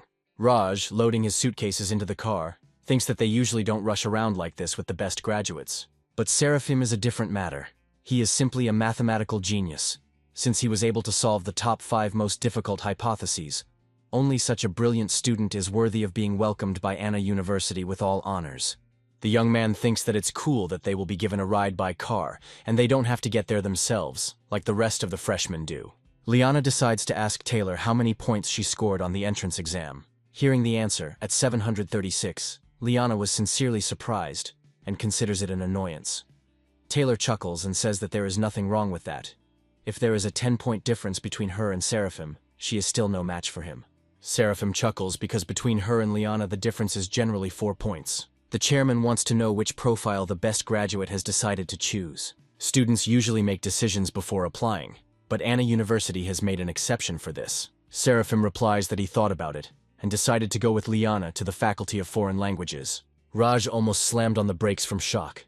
Did the young man really not want to enter the Faculty of Mathematics? But he calms down and says that if he doesn't have any special preferences, then of course any direction will do, but he still advises him to use his strengths. Seraphim doesn't care about anything. He can choose anything, because he has a system. The young man notices that most likely the chairman saw his calculations, and that is why he so badly wants him to enter the Faculty of Mathematics. Seraphim doesn't want to seem impudent, but does Raj really think that the math teachers still have something to teach him? These words made the chairman think, because the young man himself solved those most difficult problems. Even none of the current professors could do this. But he doesn't give up and tells the student that they can still provide him with a good base. Seraphim replies that even if he chooses the mathematics department, he thinks that the undergraduate course will be a waste of time for him, and the rest of the students may be unhappy with his presence. But still, the hero decided that he would study English, and if he suddenly had problems solving problems, he hoped that the mathematics teachers would be able to help him. Raj laughs and replies that let it be as Seraphim wants, because all roads will be open to him. Finally they arrived at the right place. Getting out of the car, they saw a luxurious campus. The chairman announces to them that while the students are moving into the dormitory, he will register them. Liana and Taylor go to the women's dormitory. Mrs. Solis says goodbye to her boyfriend, offering to meet after that and have lunch together. The young man, of course, agrees. Seraphim cannot believe that the university life he has been waiting for so long has finally begun. Entering the dorm room number 400, the three heroes saw their new neighbors. He was noticed and greeted by a thin, friendly boy named Daniel Pham, and a funny fat guy named Tyler Dench. And the last one to greet him was a handsome young man, saying that he was just in time because there was only one free place left. Seraphim introduces himself to them and shakes everyone's hands as a greeting. The last neighbor introduces himself to him as Philip Prince and says that they were just deciding who would be in charge of the room. Daniel immediately decided to speak out that he believes that the one who is older should be in charge. Tyler thinks it's too easy and maybe they should do it differently. He wants to suggest choosing a boss based on the number of points scored in the exam. Daniel didn't particularly like his proposal, so there was a nervous tension in the room. Tyler is simply sure that his neighbors couldn't do better than him, and he is the first to decide to say that he scored 707 points. Daniel laughed in his neighbor's face, as his result was 708 points. Philip decides to interrupt his neighbors and report that he scored 716 points. The guys had already thought that this was the winner in front of them. The neighbors finally decide to find out how many points their last moving tenant has. Seraphim turned and casually said that he received 750 points in the entrance exams, but he immediately warns that he doesn't care who will be in charge. Tyler doesn't believe the young man's words and asks him to tell the truth about the points. But Seraphim again replies that he is not lying. If they do not believe, they can check it on the internet. The results are in the public domain. Daniel whispers to the other neighbors that what their neighbor is saying is simply impossible. All three guys crowded around the phone to verify the veracity of Seraphim's words, and to their surprise, they were convinced that the young man had told them the truth. They can't believe that a genius has been assigned to them. Tyler immediately decided to return to the concept of choosing a leader based on age. Suddenly, Seraphim received a notification on his phone. It was Liana. He saw her from the window and shouted for her to wait until he came down. The roommates also wanted to see who came to visit their genius. The boys, seeing Liana, immediately began to call her cutie, and assumed that she was probably the first beauty of the school. Tyler wanted to know what kind of relationship Seraphim and Liana were in. The main character proudly declares that this is his girlfriend, and he invites the guys if they want to go and have dinner with them. Philip also cannot believe that these young people are dating, so he decides to clarify this again. Hearing once again confirmation that Liana is his neighbor's girlfriend, Philip declares Seraphim to be in charge of their room. The rest of the guys also agree with this. They have already even announced that they are now a family, and there should be no secrets between them. The main character experiences a feeling of awkwardness. He does not understand what secrets are being discussed. It turns out that his neighbors want to know his secret ways to pick up girls. Seraphim suggests that they first go down and have dinner together.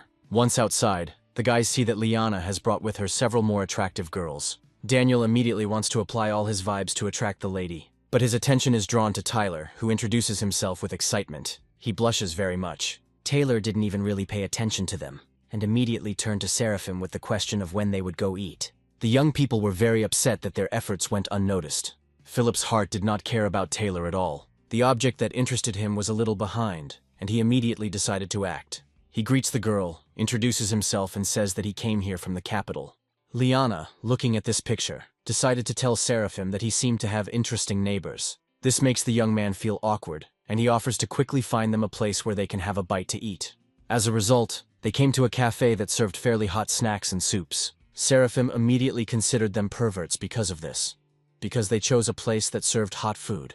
They probably wanted to look at the girls whose cheeks were flushed with heat and their breathing quickened.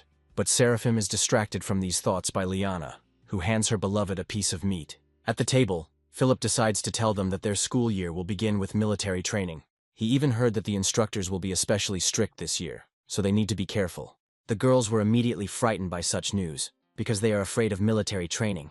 Their delicate skin will definitely tan in the sun. Philip explains that this is the reason they need to prepare for this. He and the boys have just saved a set of special training sessions that they will happily share with them. The girls are happy and decide to ask Liana whether to add them to the general chat. But the girl, to everyone's surprise, replies that this is not necessary. Seraphim supports her words and asks not to add him to this chat either. The guys want to immediately find out why, and the young man admits that he and the girl are not obliged to attend these classes. The others are shocked and cannot believe that these students are exempt from military training. Philip replies that he is from the capital, but he has not heard that at Anna's university they give concessions to anyone, even to the children of influential parents. Seraphim replies that this may be so, but they lost to them because of high scores. The guys didn't even think that points could play such a big role. The girls remember hearing from the news about a student who scored the maximum score in an exam, but one of them still decides to clarify that perhaps they meant a score for one subject, and not for the entrance exams as a whole.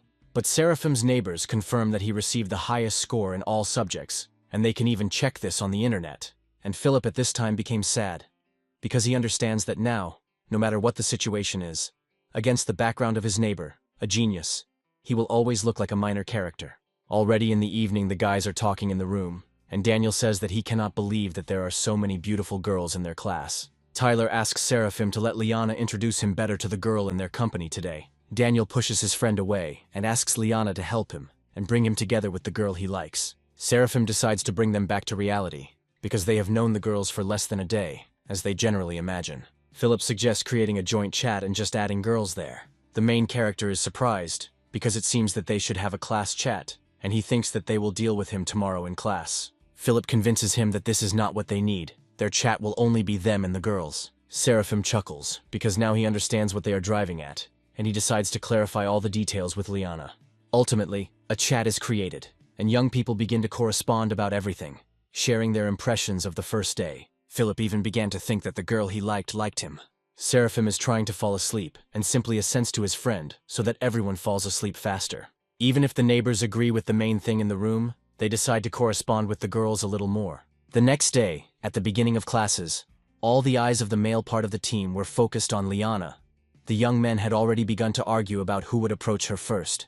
At this time, Seraphim enters the class, and noticing the young man, the girl immediately greets him and calls him to her. This causes indignation among the guys. They don't understand why the hell this goddess is with some stranger. Tyler, hearing this, warns them, saying that this girl is already taken. The guys can't believe it. They're already crying and saying that now they won't be able to love again. Suddenly, Taylor walked into the classroom looking at ease. And then all the guys' attention immediately turned to her. They immediately tried to get her to sit at a desk with one of them. But ironically, the girl sat down next to Seraphim, which surprised the young man a little. The students again did not like that another beauty sat with this, in their opinion, loser. Seraphim wants to know why the girl sat with him, because the class is full of empty seats. Taylor wonders why she can't sit here. Mr. Clive wonders if she feels these murderous glances directed at him. The girl admits that, seriously, she just wanted to ask him for one favor. Taylor admits that she does not want to undergo military training, and wants Seraphim to ask the chairman to exempt her from this training. She asks the young man to promise her that he can get her out of military training, and in that case, she will change seats. But Seraphim wants to know why she doesn't ask Chairman Raj about it herself. But the girl doesn't seem to hear him, and simply joyfully says that she is counting on Mr. Clive. Liana did not like these speeches and the structure of her eyes. She simply looked at the girl with a murderous gaze. But she didn't have time to say anything to her opponent, since Taylor had already gotten up and gone to another desk. The guys in the class couldn't be happier, because they understand that they again have the opportunity to meet a beauty, and even sit at the same desk with her. Tyler almost cried because he managed to believe that his neighbor was dating 2 girls at once. The teacher finally entered the classroom and greeted all the students. Now the attention of the male half of the class turned to the teacher. The teacher greeted them again and introduced herself as Faya Crisp, and she would be teaching them a foreign language. She stated that she wanted the students to get to know each other better and get a little used to the new stop. The teacher wants everyone to introduce themselves and tell them a little about themselves. One of the students is fully confident that he has the best passing grade among applicants. The choice of this faculty was influenced by the fact that there are many girls here, and he can easily find her here. The young man solemnly stands up and introduces himself by the name of Mike Vaugh. He is the 4th in the ranking among those who pass the entrance exams in the province. He declares that if anyone has difficulties in their studies, they can safely contact him. He continues to talk about how he also wants to play basketball, and he also has an interest in music, so he would like to join a music club. At first, there was silence in the class, as everyone just thought that the young man had come here to show off. But then, one after another, the students also began to stand up and introduce themselves. Mike didn't like that his classmates didn't admire him, but he understands that they are just jealous of him. He doesn't care because he already found a goal that he wanted to conquer. It turned out to be Taylor. The girl stands up and greets the class, saying how pleased she is to meet everyone. Since the girl immediately sat down after this phrase, the teacher decided to continue for her, saying that Taylor had an impressive passing grade, thanks to which she took 2nd place among the applicants.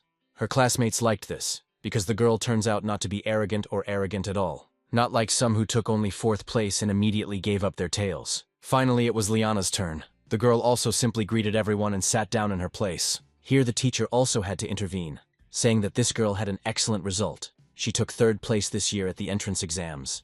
The young people were delighted again. They obviously like beautiful and modest girls. And now it's Seraphim's turn. He introduces himself and says that most likely, he gave up all his luck for this moment. He even mentions his hobby, basketball, and generally says that he's glad to meet you. The teacher is already deciding, and does not miss the opportunity to say that Seraphim became the first among applicants in terms of admission scores. And he is also the one who received the highest score for the first time in the entire history of the exam. So she would like to nominate Seraphim for the post of head of their group. Mike could not restrain himself and began to freak out. He is furious because he does not understand why such a person did not go somewhere to the Faculty of Information Technology or Finance. At the same time, Chairman Raj was talking with his colleagues. They were just discussing a student who easily solved complex mathematical problems, and at the same time chose the Department of Foreign Languages. After class, Liana and Seraphim decided to take a walk. The girl congratulated him on his post as headman, but the young man is afraid that this is not his, because he has never had experience in such a matter. Liana laughs and infects him with her laughter. She says that there is nowhere to go, and the young man promises her to try. In fact, Seraphim wants to know what his girlfriend thinks about Taylor, and what Liana would do in his place. Liana admits that at first Taylor seemed nice to her, but then she began to behave very strangely.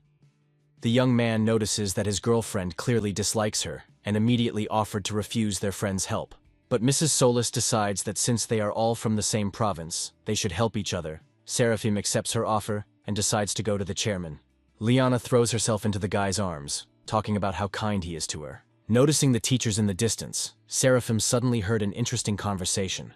One of the teachers was heatedly arguing with others about the fact that the Wood conjecture is one of the 5 most difficult mathematical problems in the world. Raj objected. He understands that the teacher takes everything that concerns his subject seriously, and that is why this fact worries him so much, but it calls into question his professionalism. The professor simply doesn't understand why such a gifted boy didn't choose the mathematics department. Maybe he just doesn't want others to know about his abilities. The chairman states that he could not force the student to choose something he did not like. The teacher is already losing his temper and shouts that Raj may be conspiring with a genius, and he hopes that the chairman is fully aware of how this could affect the prestige of their university. Raj asks Mr. Carlos to watch his speech in the presence of Mr. Shelby. And as for Seraphim, the head replies that a student like him, on the contrary, only increases the authority of their university. The chairman notices Seraphim standing at a distance, The young man awkwardly greets them and says that he was looking for Raj to talk about combat training and asks for a moment of his attention. But the angry teacher asks not to distract them and immediately tell them why he came here. Seraphim admits that he wants one more person to be freed from these activities. Mr. Carlos does not hold back and again starts shouting and scolds the young man, since he had the conscience to ask for such favors. The chairman picks up the boy and asks him to come to him later. And only now did it dawn on Carlos that this was the very student they were arguing about. He snatches the young man from Raj's hands and, leading him along, menacingly declares that today he will find out what this mathematical genius is really capable of. The chairman was not pleased with this circumstance, because Professor Carlos is known for his tenacity. Now he will not let Seraphim go down. Raj turns to Mr. Shelby as they must make sure that everything goes well, but his colleague objects. If this boy is really as good as they say, then there is no need to be afraid of verification. In addition, Seraphim's scores in the entrance exams confirm this. He calls the chairman over, saying that he still has a lot of important things to do. Raj begins to worry a little. He mentally asks the young man to try not to anger Mr. Carlos even more. Meanwhile, the teacher has already come to the student's office. He asks Seraphim to sit in a chair and explain to him the wood hypothesis. The main character does not understand what is wrong with this old man. Is it possible to be somehow more respectful with the student? Finally, the teacher handed him a piece of paper for the solution. And at that moment, Seraphim began to look at the more detailed room. He suggests that Carlos is most likely a famous scientist who devoted his entire life to science and work for the good of the country. Well, be that as it may, now Mr. Clive decides to show him everything he can do. After some time, the professor began to check the assignment and could not believe his eyes. A moment later, the chairman, who was walking along the corridor with Mr. Shelby, decided to knock on Carlos's office to check how things were going. Entering the office, they could not believe their eyes. The once formidable professor smiled sweetly and talked with Seraphim. They heard him offer the young man to become his student. It turns out that Carlos may not only be a cold iceberg. The professor decided to share the news with Jack Stills that he had a student with great promise. At such a young age, he was already able to solve 5 of the world's toughest problems, and Carlos considers himself very lucky to have agreed to learn from him. He even believes that such a wonderful student needs a careful approach. Jack didn't particularly like hearing from this old man only about Seraphim for half an hour. The young man is also a student of Carlos, and right now his nerves were giving way. He could no longer complete his work calmly in such an environment. But he still decides to ask the professor whether it is possible to solve 5 complex problems so easily and quickly. The young man believes that it is worth making sure that their solution is correct, just in case. Carlos notes that Jack even made him doubt. Some of the evidence he gave actually showed him to be a little inaccurate, and perhaps he'd go down to the lab and use the main computer to check some data. Jack asks to volunteer to try it himself. Carlos, of course, agrees, because Miss Hazel works in the laboratory with whom his student is in love. He allows Jack to carry out calculations on his behalf. Only the young man must wait for the professor to write a letter, and he also asks him to keep everything said now between them. If there really are inaccuracies in Seraphim's argumentation, then this situation could have a bad impact on his reputation. He may be criticized in the future, so he must ensure that no problems arise. Jack doesn't stop getting angry. He doesn't understand why the professor keeps talking about Seraphim. The young man thinks whoever it is doesn't deserve any of his respect, and he won't let it get in his way. Walking into the computer lab, Jack greets Miss Hazel. Students who are there also note that Miss Hazel Grace is the most talented girl at Anna University.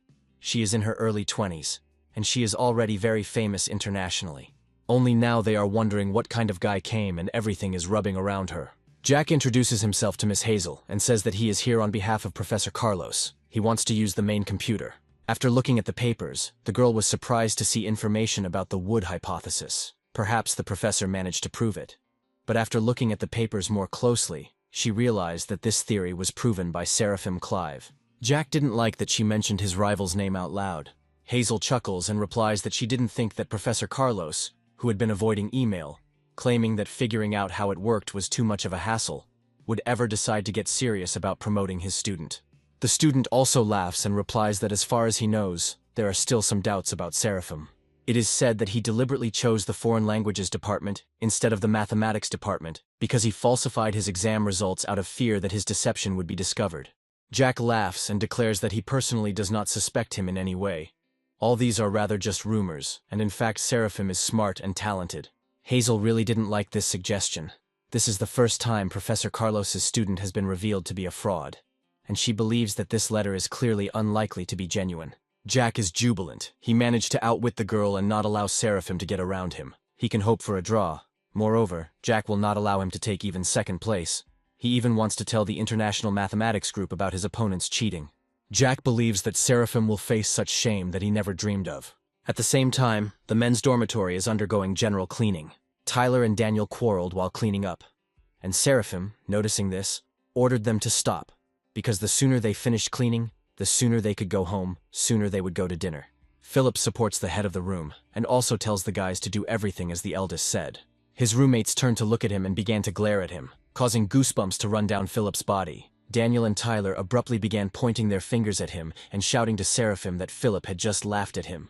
The young man wants to know why they are turning all the arrows on him, because he didn't mean anything like that. Seraphim decided to ask the guys why they had been acting strange since he returned to the dorm. Philip assumes that they are trying to please Seraphim in order to get closer to Taylor. The guys immediately began to deny that this was all nonsense, and they simply respected their boss. Philip notes that one way or another, there are those who are not happy that it was Mr. Clive who took the post of head of the group, and now they must be throwing mud at Seraphim behind his back. Mr. Prince is even interested in hearing what his neighbor thinks about this. But the main character doesn't care. He believes that let them think what they want. The guys are shocked that this does not upset the young man, because criminals can ruin his reputation. Seraphim believes that, so be it. Their words mean nothing to him. He will just try to be a good headman. Because isn't that the most important thing? Philip believes that this is probably how the thinking of a strong person works. And this is what the boss convinced him. Daniel and Tyler think their boss is cool. And I think that no evil thoughts will work against him. Unexpectedly, Seraphim received a message from Taylor, reminding her of her request to be excused from military training classes. Then Mr. Clive's nerves gave way. This girl seemed to be mocking him. At the same time, Hazel finished checking and asked the laboratory assistant to tell Professor Carlos that the verification calculations were completed. The young man decided to ask what kind of calculations they were. The girl admits that these are calculations that prove the Wood hypothesis, and they are correct. The laboratory assistant is shocked by what her colleague just said. Because isn't the Wood hypothesis one of the most difficult problems in the world? Miss Grace became angry and said that if she were him, she would not keep the professor waiting. While the laboratory assistant took off running, she thought that whoever the guy who managed to solve this serious hypothesis was, she couldn't believe that with such talent, he didn't even try to apply for physics.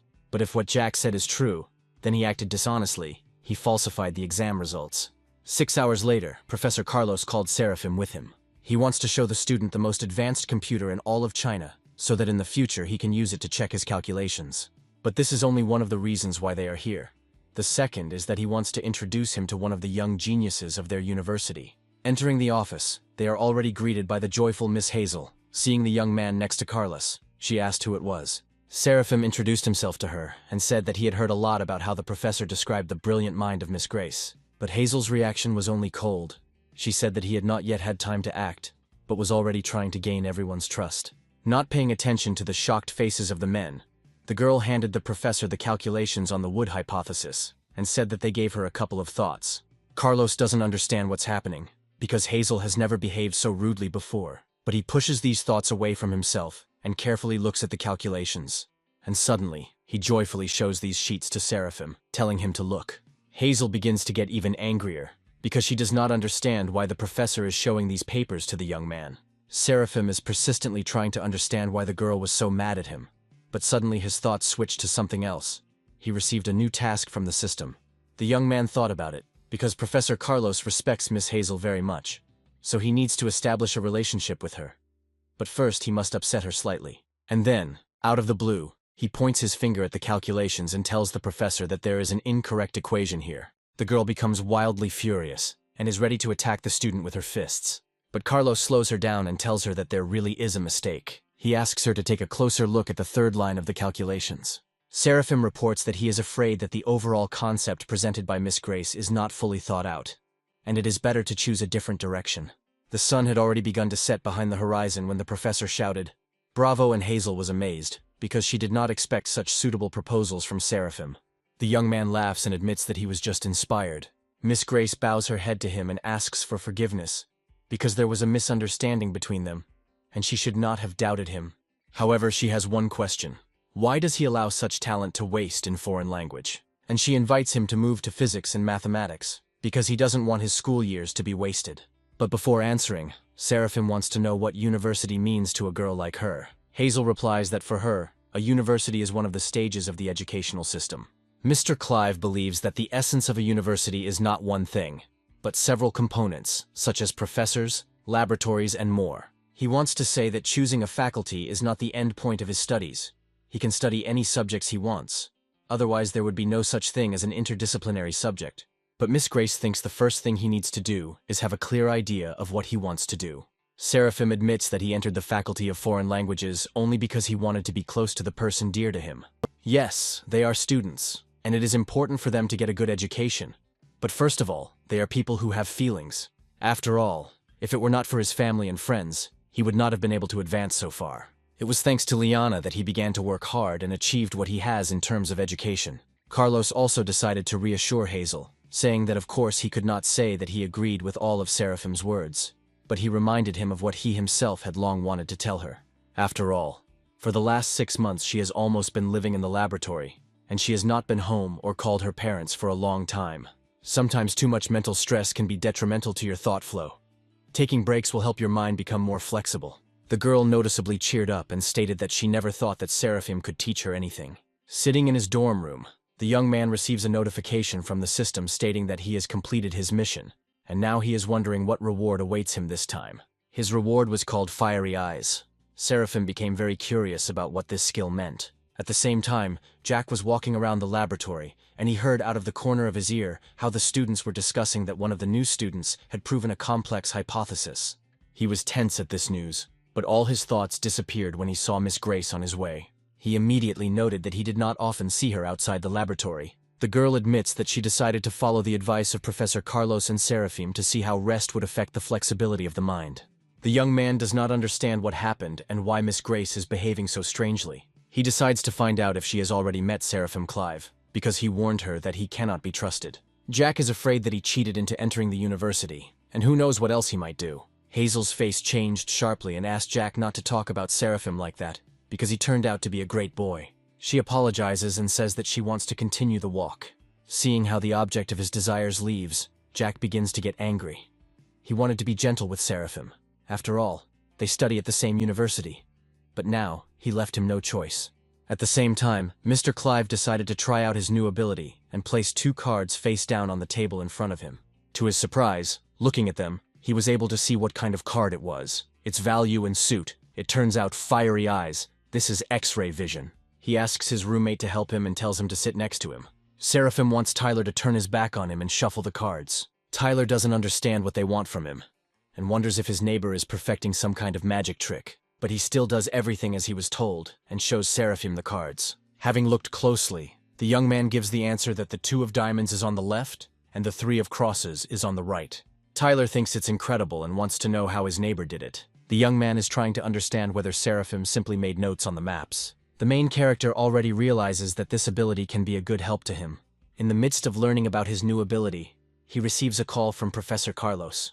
Having picked up the phone, a cry came from there, which said that Seraphim should come to the professor as soon as possible, because he had urgent business with him. Some anonymous person accused him of academic fraud, and now an international delegation is coming to them to clarify the circumstances. Carlos warns that the members of this delegation are very serious. They do not care whether he was able to prove the wood hypothesis or not. For some reason, they are sure that Seraphim passed off other people's notes as his own. Jack started all this, as it is not difficult to understand. He wants the young man to disgrace himself tomorrow, in front of all members of the Mathematical Society of China.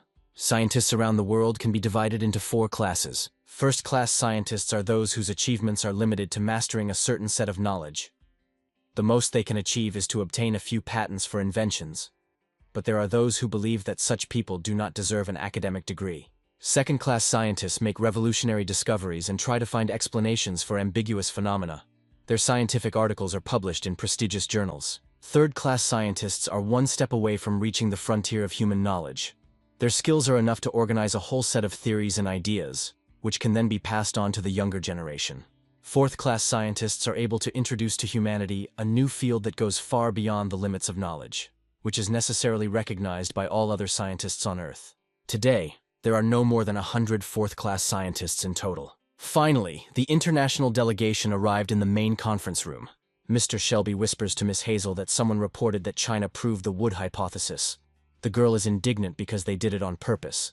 And besides, the person who sent the anonymous statement is one of the few trusted persons with whom they shared the secret. She realizes that not many people knew about the proof of the hypothesis, and she seems to have an idea who it could be. The delegation is talking to each other. One of the members is called Tom.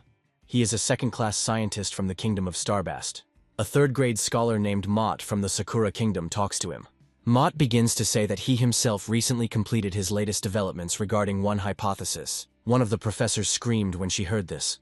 She wanted to find out whether Motu had managed to prove the second most complex hypothesis of the world. The scientist, laughing, hands out sheets of paper with his findings for everyone to look at. Tom finds his colleague's progress encouraging and says he thinks it will take him a week to complete the hypothesis. Mott claps his hands to get everyone's attention and declares that he has a great idea on how to make their meeting even more effective. As everyone present looks at that boy named Seraphim Clive, look at his notes and try to carry them to their logical conclusion within 2 hours. Hazel enters into a debate. She does not understand what this madman is talking about, because this is a completely different hypothesis that requires a different solution.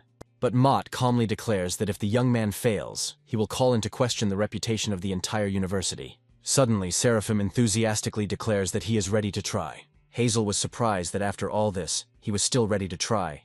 Because the complexity of the XE hypothesis is world-class, it is impossible to solve it in an hour. Seraphim understands that the old man from Sakura wants to destroy the image of the Chinese academic community, and he simply must stop him. Mott greets the young man and asks if he is ready to speak on behalf of the entire academic community of China. Professor Carlos is a fourth-class scientist, and he shouts to his ward to do everything for the honor of their country. The young man looks at the sheets of paper and uses his skill called brainstorming. Meanwhile, Mott decides to ask Miss Grace if she would like to transfer to Sakura University with them. After all, less than 2 hours are left before the reputation of Anna University is destroyed. Their status will be questioned, and it will be difficult to find a new job abroad. Hazel was about to say a few kind words to this scientist, but Seraphim restrained her. He reports that they have nothing to worry about. They will not cause them problems, because the young man has already found a solution to the XE conjecture. Teachers are perplexed, because only a few minutes have passed, during which time the student usually does not even have time to solve the algebra problem. Seraphim cheerfully declares that nevertheless, it only took him about a couple of minutes to figure out this clumsy decision. None of the delegation can believe his words. All this is starting to anger them. Throwing the papers on the table, Seraphim declares that he has an idea on how to simplify the proof of this hypothesis. He decided to deviate from the method presented by Mr. Mott. He asks everyone present to pay attention to the board. Mott cannot tolerate such impudence. Slamming his palm on the table, he says that he will look at the shame of this young man. Mr. Clive continues. Firstly, he shows the new formula. Next, he paints almost the entire board, and at the same time explains everything, showing what result he managed to achieve. His method of solution turned out to be much easier and more effective. During his explanation, Mott broke out in a cold sweat. He simply did not believe in everything that was happening around him. This simply cannot be. Can it really be that at such a young age, Seraphim has already reached the level of a fourth-grade scientist? Professor Carlos even began to clap his hands, declaring that they, scientists, do not create a stir around their ideas, but calmly move towards the goal. The formula for calculating the sum of numbers was created by Gauss at the age of 10, and at 24 he proved the regular heptagon theorem. By this he wants to say that true geniuses begin to show their potential in their youth. Seraphim decides to approach Mr. Motu and asked him to remind him what he was talking about. But he did not let him speak, but repeated that Mott was sure that in 2 hours, the reputation of the Chinese academic society would be completely ruined. Seraphim is afraid that the scientist was mistaken, and that here and now it is not China, but Sakura, who will face humiliation. Professor Carlos intervenes in the conversation. He is of course on the side of his ward, but decides to remind him that he is still just a student, and Professor Mott is higher in status than him, so he must respect what he does and says. The scientist understands that he was humiliated in front of the members of the international delegation. He thinks that everyone will now laugh at him. They had already started talking behind his back, discussing that they didn't think anyone could prove the XE hypothesis in such a short time. Tom believes that this is a turning point for the entire world of mathematics. His colleague supports him, and believes that he needs to quickly tell others about it. Mott stands on the sidelines and thinks that he is a loser, and now he will never regain his former respect, because a new star has appeared that has eclipsed him with its radiance. The next day, Jack, walking around campus, again heard about a certain gifted genius at their university. He could not believe that Seraphim turned out to be so smart, and the young man did not know what to do now, so he went to the laboratory to Miss Grace, who called him to her. But when he opened the door, he discovered that the girl was not alone, but in the company of Seraphim. When Jack timidly asked what they were doing here, Hazel became angry and stated that she asked Professor Carlos to give them time to talk in private. The girl suspects that it was Jack who sent the anonymous statement. The young man pretended that he did not understand what she was talking about. But Miss Grace continued. She said that the members of the commission confirmed that the calculations of the Wood hypothesis were correct, but someone convinced them that Seraphim passed off someone else's work as his own, and they came to them at the university and demanded evidence. And besides her, Seraphim and Professor Carlos, only Jack knew about it, and had to keep everything secret. The girl threw a stack of papers at the traitor, shouting that his stupid behavior was not worthy of a graduate of one of the most prestigious universities in China. Hazel asks him how he could succumb to envy so easily. Jack begins to shake with fear, and stutters and tries to apologize, saying that his mind was clouded. Miss Grace screams at him to apologize not to her, but to Seraphim. Jack gets to his feet and awkwardly tries to force out an apology. Seraphim laughs because he thought that Hazel called him here on some important issue. But this turned out to be such a trifle. This seriously angered Jack. He asked the young man whether he cared that his life could go downhill. Seraphim leans towards him and says that they have been working all their lives for a bright future, and this incident became for him an unusual obstacle on the way to it, which he overcame and is ready to move on. Already in the dormitory room, Tyler, having heard this story, was surprised. Who would have thought that Mr. Clive would be set up by a senior student? If he were in his place, he would not be able to forgive him so easily. And Daniel grabbed Seraphim and called him cool, because he heard how he put that old man from Sakura in his place. Tyler declares that from now on their boss is a university celebrity, which means that in order to get a girl together, all he has to do is say that he lives in the same room with Seraphim. But the main character doesn't like the speech, so he decides to ask if they plan to drive him crazy. Daniel calms him down and explains that he is only saying this because he really thinks so. Seraphim offers to forget all this, and he will treat them to dinner, if only they all leave him behind, because he just received the prize money. Seeing a silent question in the eyes of his neighbors, he explains that this money came to him for proving the Wood hypothesis, and this is an amount in the form of a family, or 8 noble sum.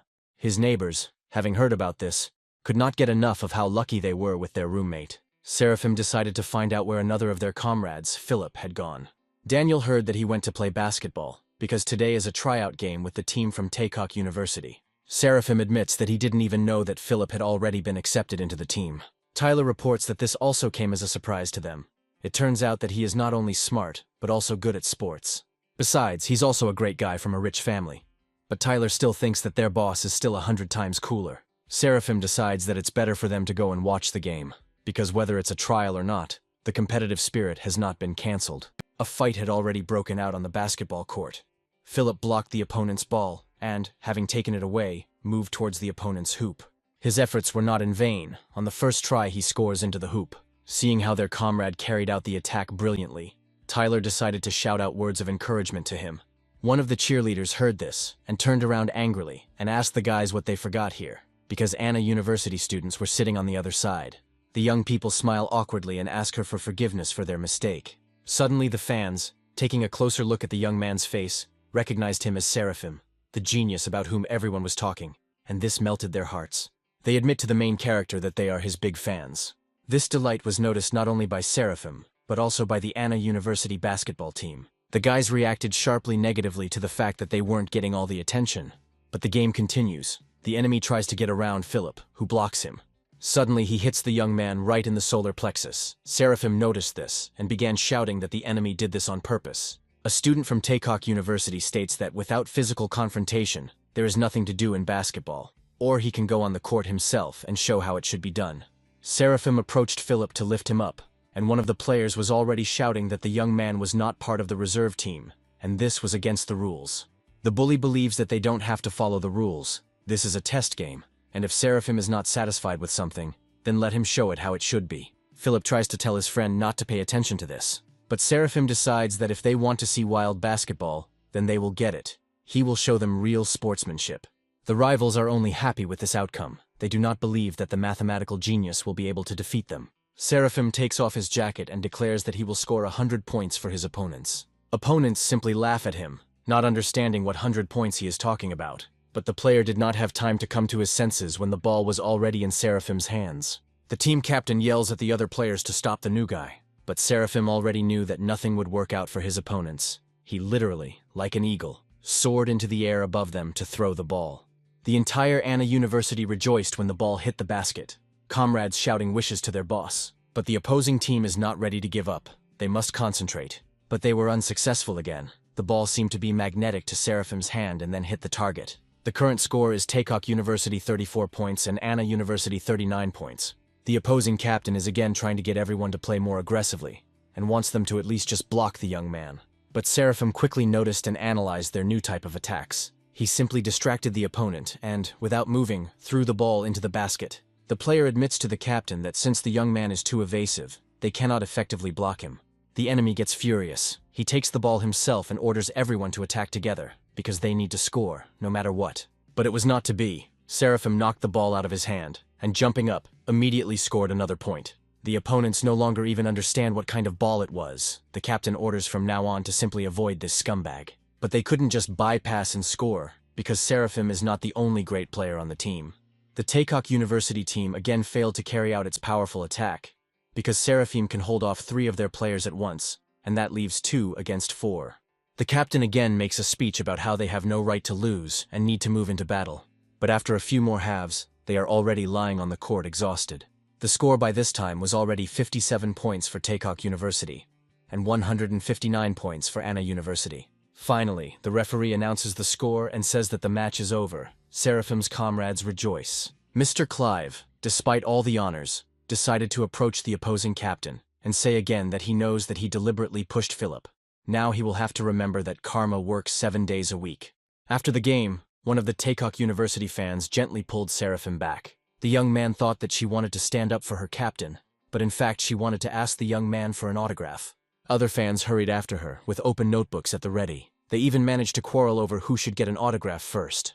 Then another fan materialized behind him, which made him feel even creepy. Having noticed the girl out of turn, a fight immediately broke out between the fans. Seeing the turn the matter is taking, Seraphim decides to get out of there as quickly as possible. Gradually, the fame of the young genius spread faster and faster throughout Anna University, and all the locals were already trying to find his accounts on social networks. Seraphim woke up in the dormitory in the morning, woken up on his phone and discovered that there was an unimaginable number of subscribers on his page. Suddenly, a fairy appeared in the room and congratulated him on what he had achieved, noting his 20 million fans, and that the hidden task called the famous person had been completed. The creature noted that they had not seen each other for a long time, and she was glad to see the owner. The fairy did not expect that Seraphim would be able to complete the next task so easily. It seems she underestimated him.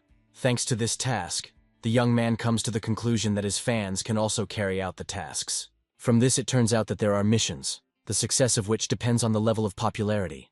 The system never ceases to amaze him. The fairy confirms this, because communication skills also need to be learned. Like everything else, this experience is undoubtedly important in the life of every person. Seraphim already regretted asking her about this, but he wants to further find out what reward he will receive for successfully completing the mission. The fairy appeared here to give him his reward. The creature was angry that Seraphim did not consider that this task had a teaching function. Therefore, the fairy decides to leave, leaving the young man alone to deal with everything himself. Left alone, Seraphim was a little sad, but decided that he could cope without her help. It turned out that the mission of a famous person has 2 phases, the first of which has already been completed, and the second is in progress. Seraphim has already realized that the number of fans plays an important role. He still cannot believe that they can really complete tasks. Flipping through the feed, the young man also comes across mentions of his name, in connection with something called a Battle of Intellects. The Battle of Intellects is an international competition, in which the best minds from more than 10 countries take part. China, the country of lighthouses, the country of cherry blossoms, the country of eagles, and the country of witches are fighting for first place in different fields of knowledge. In the last game, the winner was a contestant from the country of Mayakov, several steps ahead of his rivals. This time, China approached the selection of candidates less responsibly, but was only a few points behind. Such competitions do not show the true potential of an entire country. But the public does not think so. The country of lighthouses, which took first place, ridiculed China, thereby angering its people. And this time, China demands revenge. At this point, Taylor finished her explanation about this show. She explains to Seraphim that the country has high hopes for him, Everyone thinks that he will be the one who can put the country of lighthouses in its place. The young man considers this another stupid show. He is already thinking that if he had known in advance that Liana had morning classes, he would not have come here. He tells Taylor that it's not worth worrying about and should just forget about it because he won't be participating. But first, the girl offers him something to watch. Seraphim picks up a tablet to watch the winner's interview, being completely confident that this will not convince him. The winner says that this time they will have only one goal: to retain the title of winner. The interviewer chuckles and says that there is talk that in China, there is one brilliant boy who can compete with the country of lighthouses. The winner laughs and notes that she most likely means a student who received invitations from different universities at the same time. The participant shrugs and replies that he very much doubts that an 18-year-old boy will be a strong competitor to him. The interviewer replies that it is difficult to believe, but there is information that he disgraced the mathematician of the Sakura state. The man believes that these are all tricks of Asians, which are not worth falling for, because they are mired in vanity. From the side of the country of lighthouses, real students will participate in the battle of intellects. China, in his opinion, expels those who have already graduated from the university. He even wants to bet that their vaunted genius won't even appear on the show, thereby showing his worthlessness. As soon as Seraphim finished watching, Taylor suggested that he stop commenting. Under the video there were a lot of words about how China will not give up, and they must definitely win. Seraphim at the same moment learned that he was able to complete the second phase. This time the young man will not remain on the sidelines. He declares that he will take part in the battle of intellects. Very little time has passed, and the news is that Seraphim will take part and fight for the title of king in the battle of intellects. While Liana and Seraphim were walking through the park, they had already heard strangers talking on this topic several times. Miss Solis noticed that her betrothed is quite popular. Suddenly her smile disappears from her face, and she admits that she is angry that he did not tell her that he would be taking part in international competitions. The young man was already seriously scared when Liana burst into laughter again and said that she was actually joking. However, she noticed that he had not only fans, but also haters. Liana tells the guy to try hard, and he declares that they will definitely receive the cup of the king of the battle of intellects. The girl laughs again, and they decide to continue their walk. It was a busy evening in the office of the team developing the Battle of Intellects show. One of the employees burst into the boss's office and said that they had lost their last sponsor. The boss thinks that this is outrageous, because what kind of trust can we talk about when they do this to them? The assistant wants to know what they should do now, since they have already spent too much money from the company's budget on television and radio broadcasting. The boss remembers a meeting a couple of weeks ago about investing funds and discussing where they would be spent. This becomes another headache for the boss. They have little time. He is not sure that they will be able to find a new sponsor. In addition, the loss in the Battle of Intellects led to attacks from haters from other countries. He is afraid that few will want to join the team this time. The assistant wants to tell the boss one more piece of news, and the boss asks him not to mumble. He reveals that Seraphim Clive has decided to join them in the upcoming competition. The boss doesn't quite share this joy, because he doesn't understand what use this boy is in their situation. Let's say he became one of the participants and can even make it to the international stage. But will he be able to beat all the participants from other countries and become the champion of the Battle of Intellects? Of course, he gained quite a lot of fame, but what does this give them? Their goal now is to increase ratings. The boss notes that this Seraphim is very famous, but what if he fails at the national stage? The head believes that now they need to worry more about how to move into the top programs and find sponsors, and it seems that they should reconsider the questions for casting. At the dorm, the roommates were already lined up to see Seraphim so that he could tell him how some example was solved. Tyler noticed that Daniel, as usual, distracts their boss from reading. But the young man explains this by saying that he just wants their friend to practice explaining tasks and feel confident on the show.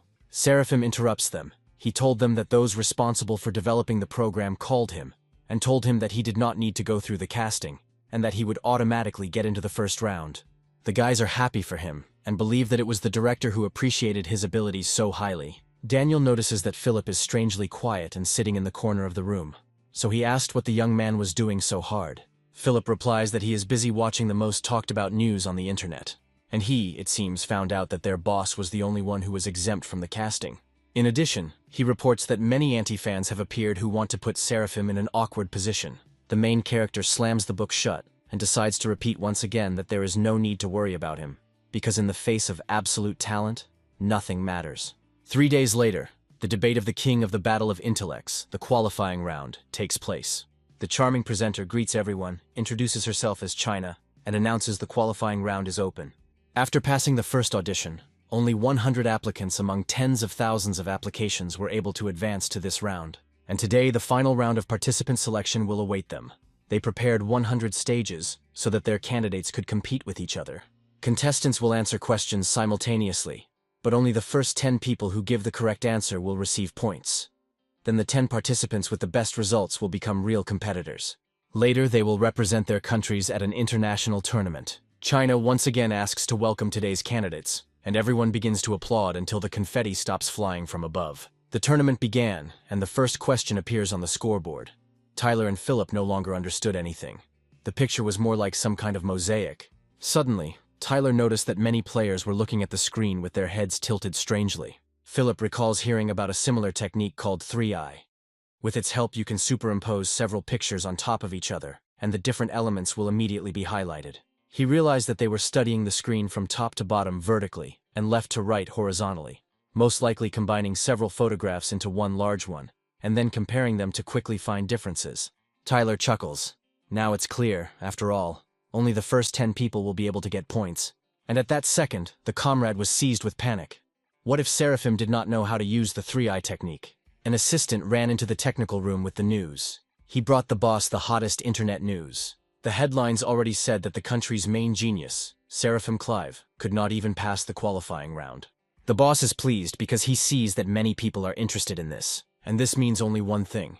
They must take advantage of this farce to attract sponsors. The head carefully selected the questions for this round, and none of them are related to mathematics, because no matter how genius this Seraphim is, he cannot be so wasteful. China was surprised when only 10 seconds had passed, and the contestant named Seraphim was already ready to give his answer.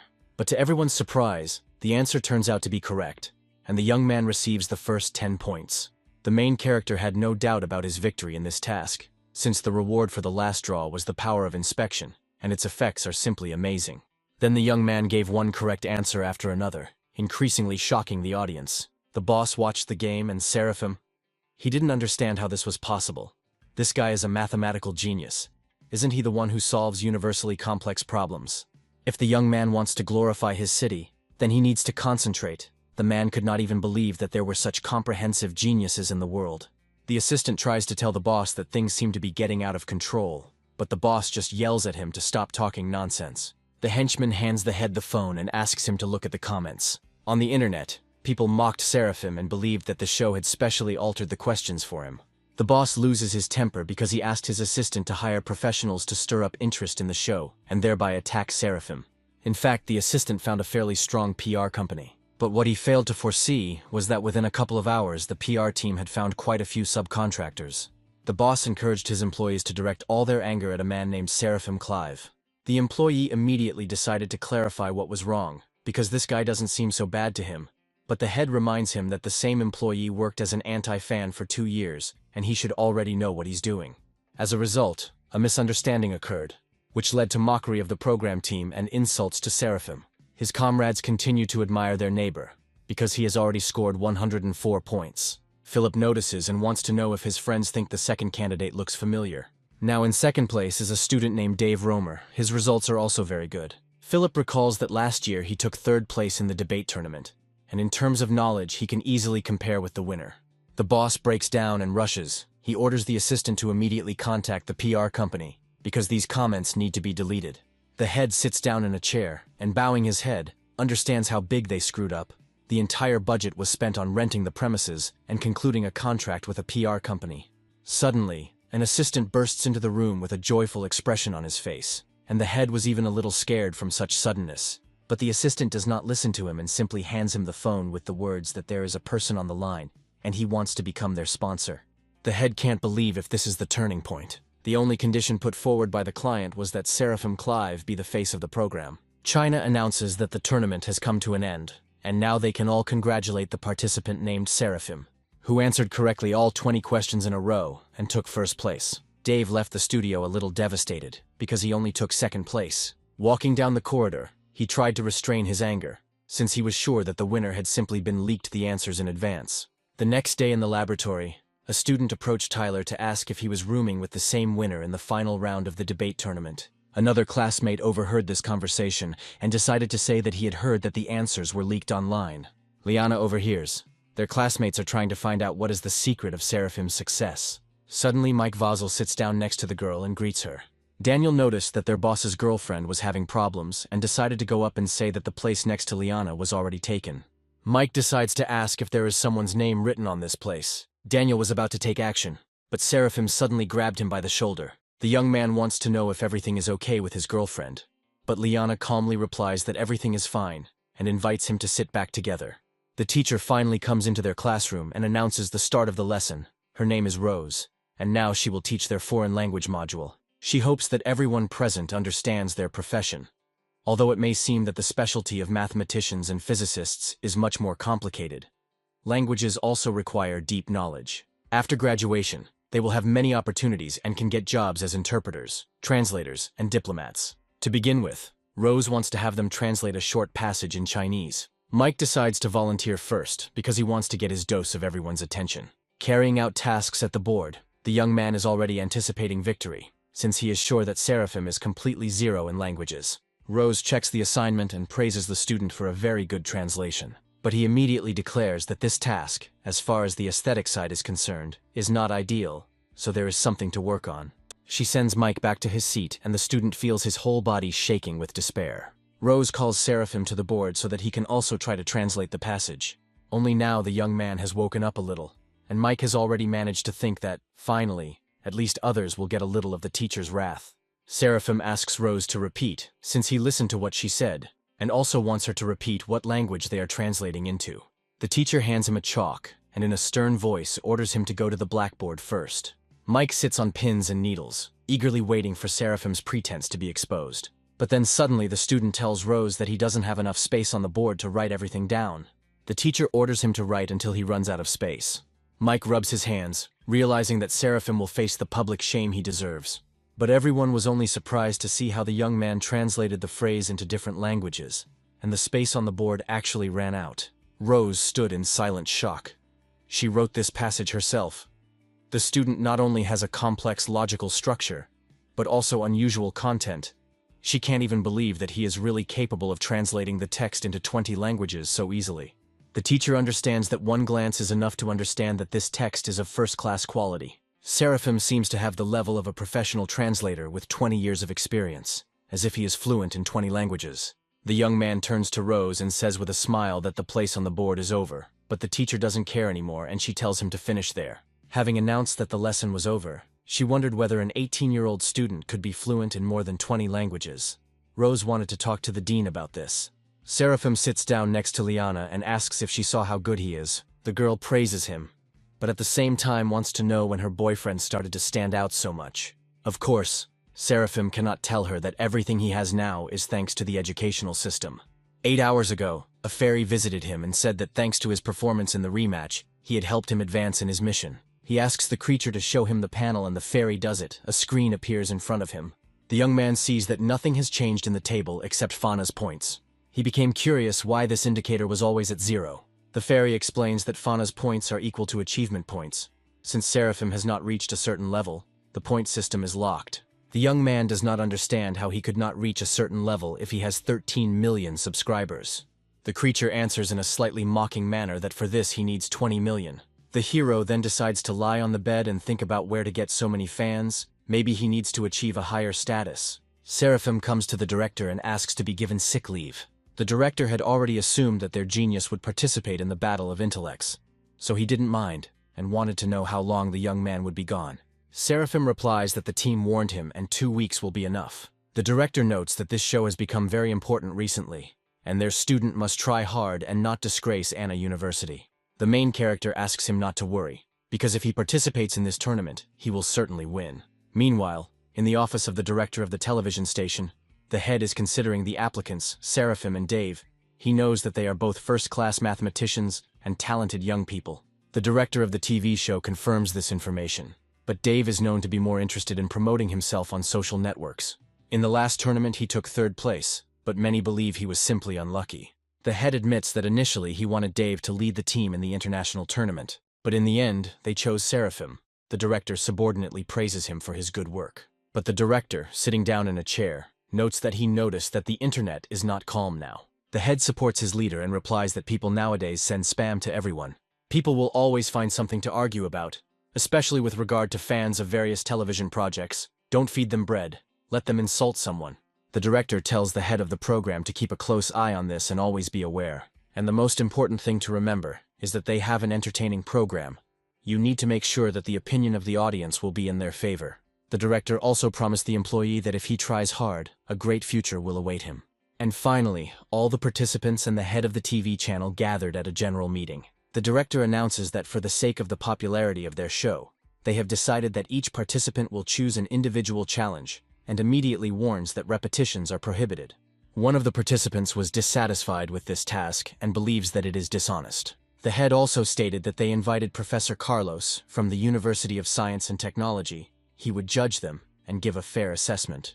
While everyone began to whisper about the professor, the director immediately decided to confirm that this is exactly who they were thinking about, and reminds them about the tasks that they can choose a difficulty from 1 to 10.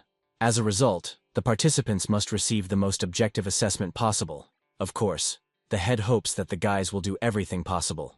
After all, even the average genius cannot perform the task at the 7th level of difficulty perfectly. The grumbling young man even seemed to calm down when he heard that Professor Carlos would be there. But suddenly he was pulled back. It turns out that the last person may be at a disadvantage. The director states that he gathered them all so that in the end, they would choose the best project. Seraphim raises his hands and says that since he came last, he will choose from the remaining options. Hearing this, Dave decides to go first and draw a card. But the head is not very happy about this, because Seraphim is the face of their program. Dave asks everyone present if they are okay with him taking this card. The head, seeing that the complexity of his card is 9, decides to clarify whether the young man is sure that he wants to keep this particular option. But the young man stands his ground. And finally, all the students drew their cards, and it was Seraphim's turn. The main character pulled out a card with the 10th level of difficulty. The task is that the subject examines 500 glasses, nominates a spectator, and chooses one of the glasses.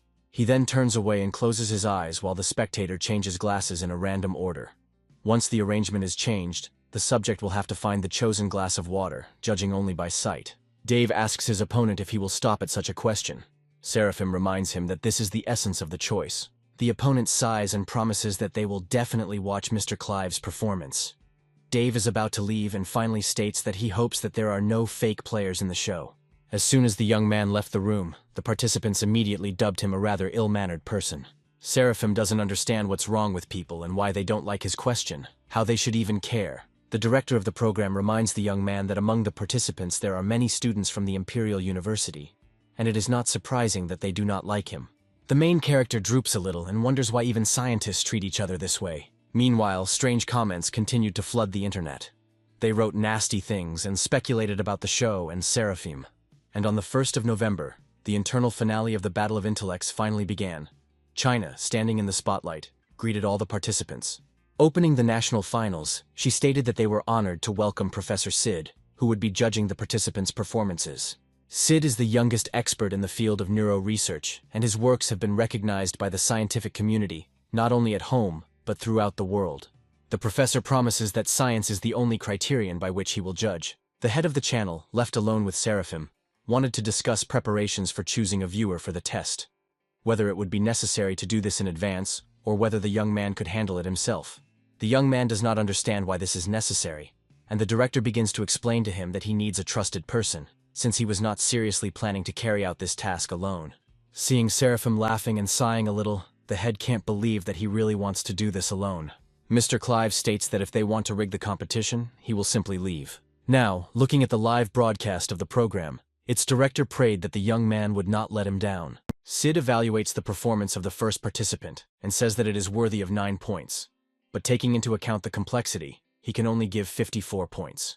China says that this result is not enough to make it into the top 5, but the contestant still deserves praise for his remarkable performance. She announces the next participant, and it is Dave, who has already participated in the Battle of Intellects more than once.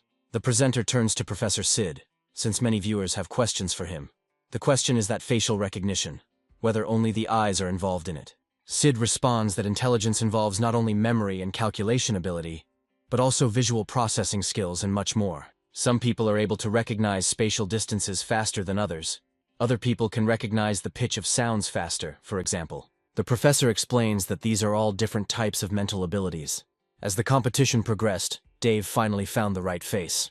Sid notes that taking into account the complexity, the young man's performance can be called ideal. For such a short execution time, he can give him 10 points. China announces that if the points are multiplied, Dave's current highest score is 95. The presenter announces the next contender. He turns out to be the winner of the qualifying round named Seraphim Clive. She is surprised by the complexity of his task. Sid replies that before he begins, he wants to express his surprise that someone chose this question, which he did not expect. This question was intended as a model for other tasks to establish the difficulty. China replies that first they need to choose a spectator who will help with the task. Finally, one of the spectators was chosen. He quickly walked onto the stage and stood next to Seraphim. At the second studio, while others are watching what is happening, the participant asks Dave why he proposed a viewer.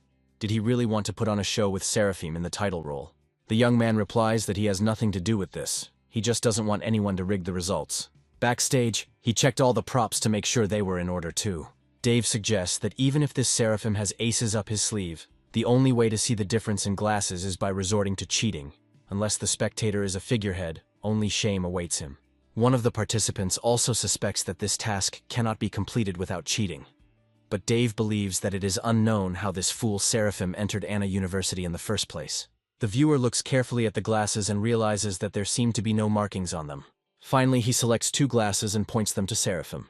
After examining the glasses a bit, China asks him if they can move on to the next part of the challenge. A sleep mask is put on the young man so that he definitely cannot see anything. The presenter wants to know what the professor thinks about Seraphim's chances of success. Sid does not risk assuming the likelihood of success, but he believes that this test has reached the limit of human capabilities. But since he has asked so, he thinks that the young man's chance of guessing is close to 1%.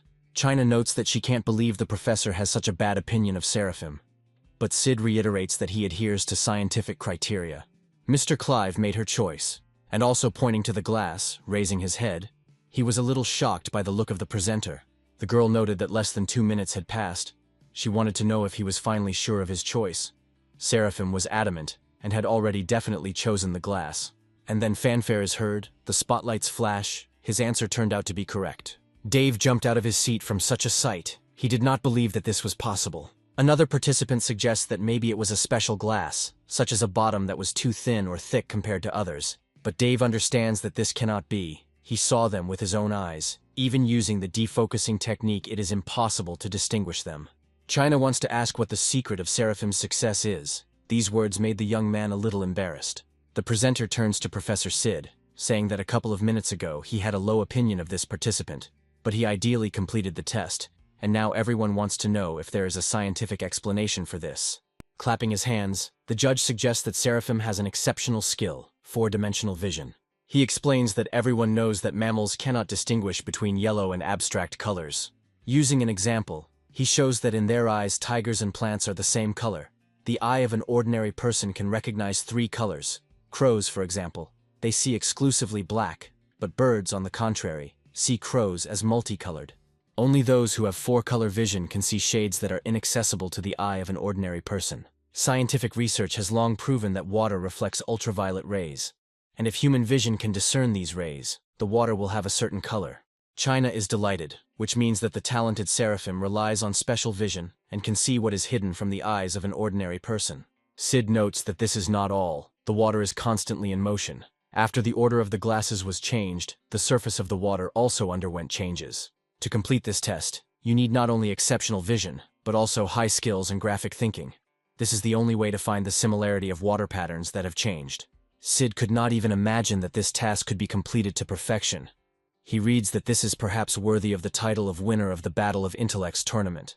The professor believes that the young man can rightfully be called the King of Intellect. At the same time, a foreign tournament of the Battle of Intellects was held.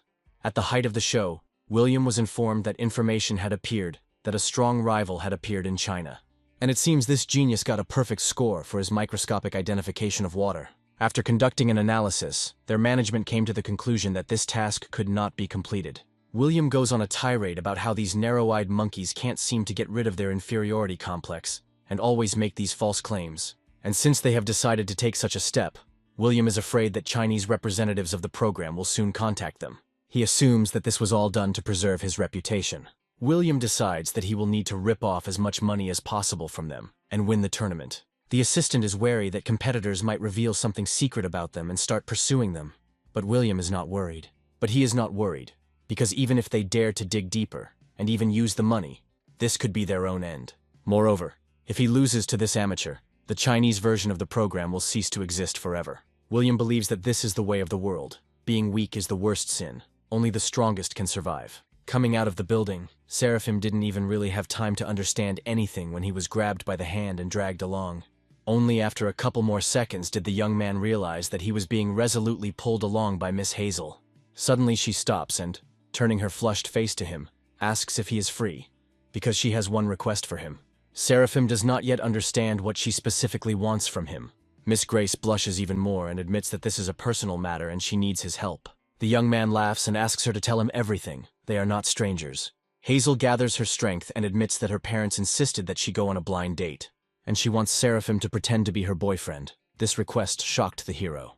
Mr. Clive tries to delicately say that he has a girlfriend, and why doesn't Hazel turn to someone else? She admits that she has had no friends since childhood, and Seraphim is the only one with whom she communicates closely. Seeing that the young man does not want to participate in this adventure, she decides to resort to blackmail, and declares that if he does not help her, he can forget about her.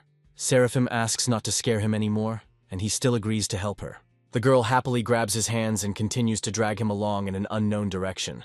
She decides to tell him that they are going shopping, because the young man did not think that he would go on a date in such an outfit. Seraphim objects, and says that it seems to him that there is nothing wrong with these clothes. Hazel explains that his outfit is suitable for everyday wear, but is not suitable for such a special occasion, so they need to buy him a formal suit. The young man was a little taken aback. The last time he wore a suit was when he was a child. He has no choice but to obey his fake girlfriend. And now he enters the restaurant dressed in a brand new suit. Seeing the decoration of the establishment where they came, Seraphim understands that this is a good place. Hazel admits that she doesn't know what her parents were thinking, but they introduced her to a 30-year-old man. She doesn't understand. Her relatives apparently believe that she is not able to find a husband for herself. But this should be a man who matches her, and is no less talented. They are finally greeted by a waitress who wants to know if they have reserved a table. Seraphim replies that they will send Terry here to meet with Lucius. Finally, the girl leads them to the desired table, where a man was already waiting for them. Lucius gets up from the table to greet Hazel, but immediately notices that another companion is with her. The girl cuddles up to her boyfriend and also greets Mr. Terry, introducing Seraphim as her boyfriend. She admits that she came here only to talk. Lucius invites them to the table to talk calmly. Hazel, meanwhile, asks Seraphim to bring another table, which was not originally designed for 3 people. The young man sits down at the table and notices the man's incredulous look. He probably doesn't believe that the young people are close. Lucius admits that he has no idea what Seraphim is doing. The hero immediately replied that he is a student from Anna University. The young man goes on the offensive, saying that he has a rich family, and declaring that he is prettier than Lucius, although they, of course, cannot compare in age. Seraphim wants to know how old his competitor turned this year. He assumes that he is 40. Mr. Terry chuckles in response, and notes that the young man is also quite eloquent. Nervously hitting the table, he wants to know how Seraphim's family earns money. The hero doesn't understand why his family is being discussed here, or whether Lucius is so old that he still checks other people's accounts. Or maybe he has some problems with his own. The man decides to ignore this and move on to the fact that he heard that Miss Grace does not have a man. Seraphim laughs. He calls Lucius a fool, because the young man immediately said his reason for being here. He presses Hazel closer to him and declares that this is his woman, with whom he fell in love at first sight. Sooner or later, their parents will find out about this, so he advises Lucius to stop courting Miss Grace. This infuriates the man. He gets up from the table, shouting that he will deal with Seraphim, if not now, later. As soon as Lucius disappeared from sight, the young man turned to Hazel and began to beg her forgiveness. He admits that the enemy managed to piss him off, to which the girl only laughs and replies that she understands everything. She thanks Seraphim once again for helping her, and now she doesn't even know how to repay him. Or maybe he can become her real boyfriend. The young man laughs in response and asks the girl not to be stupid. Their awkward situation was resolved by a call.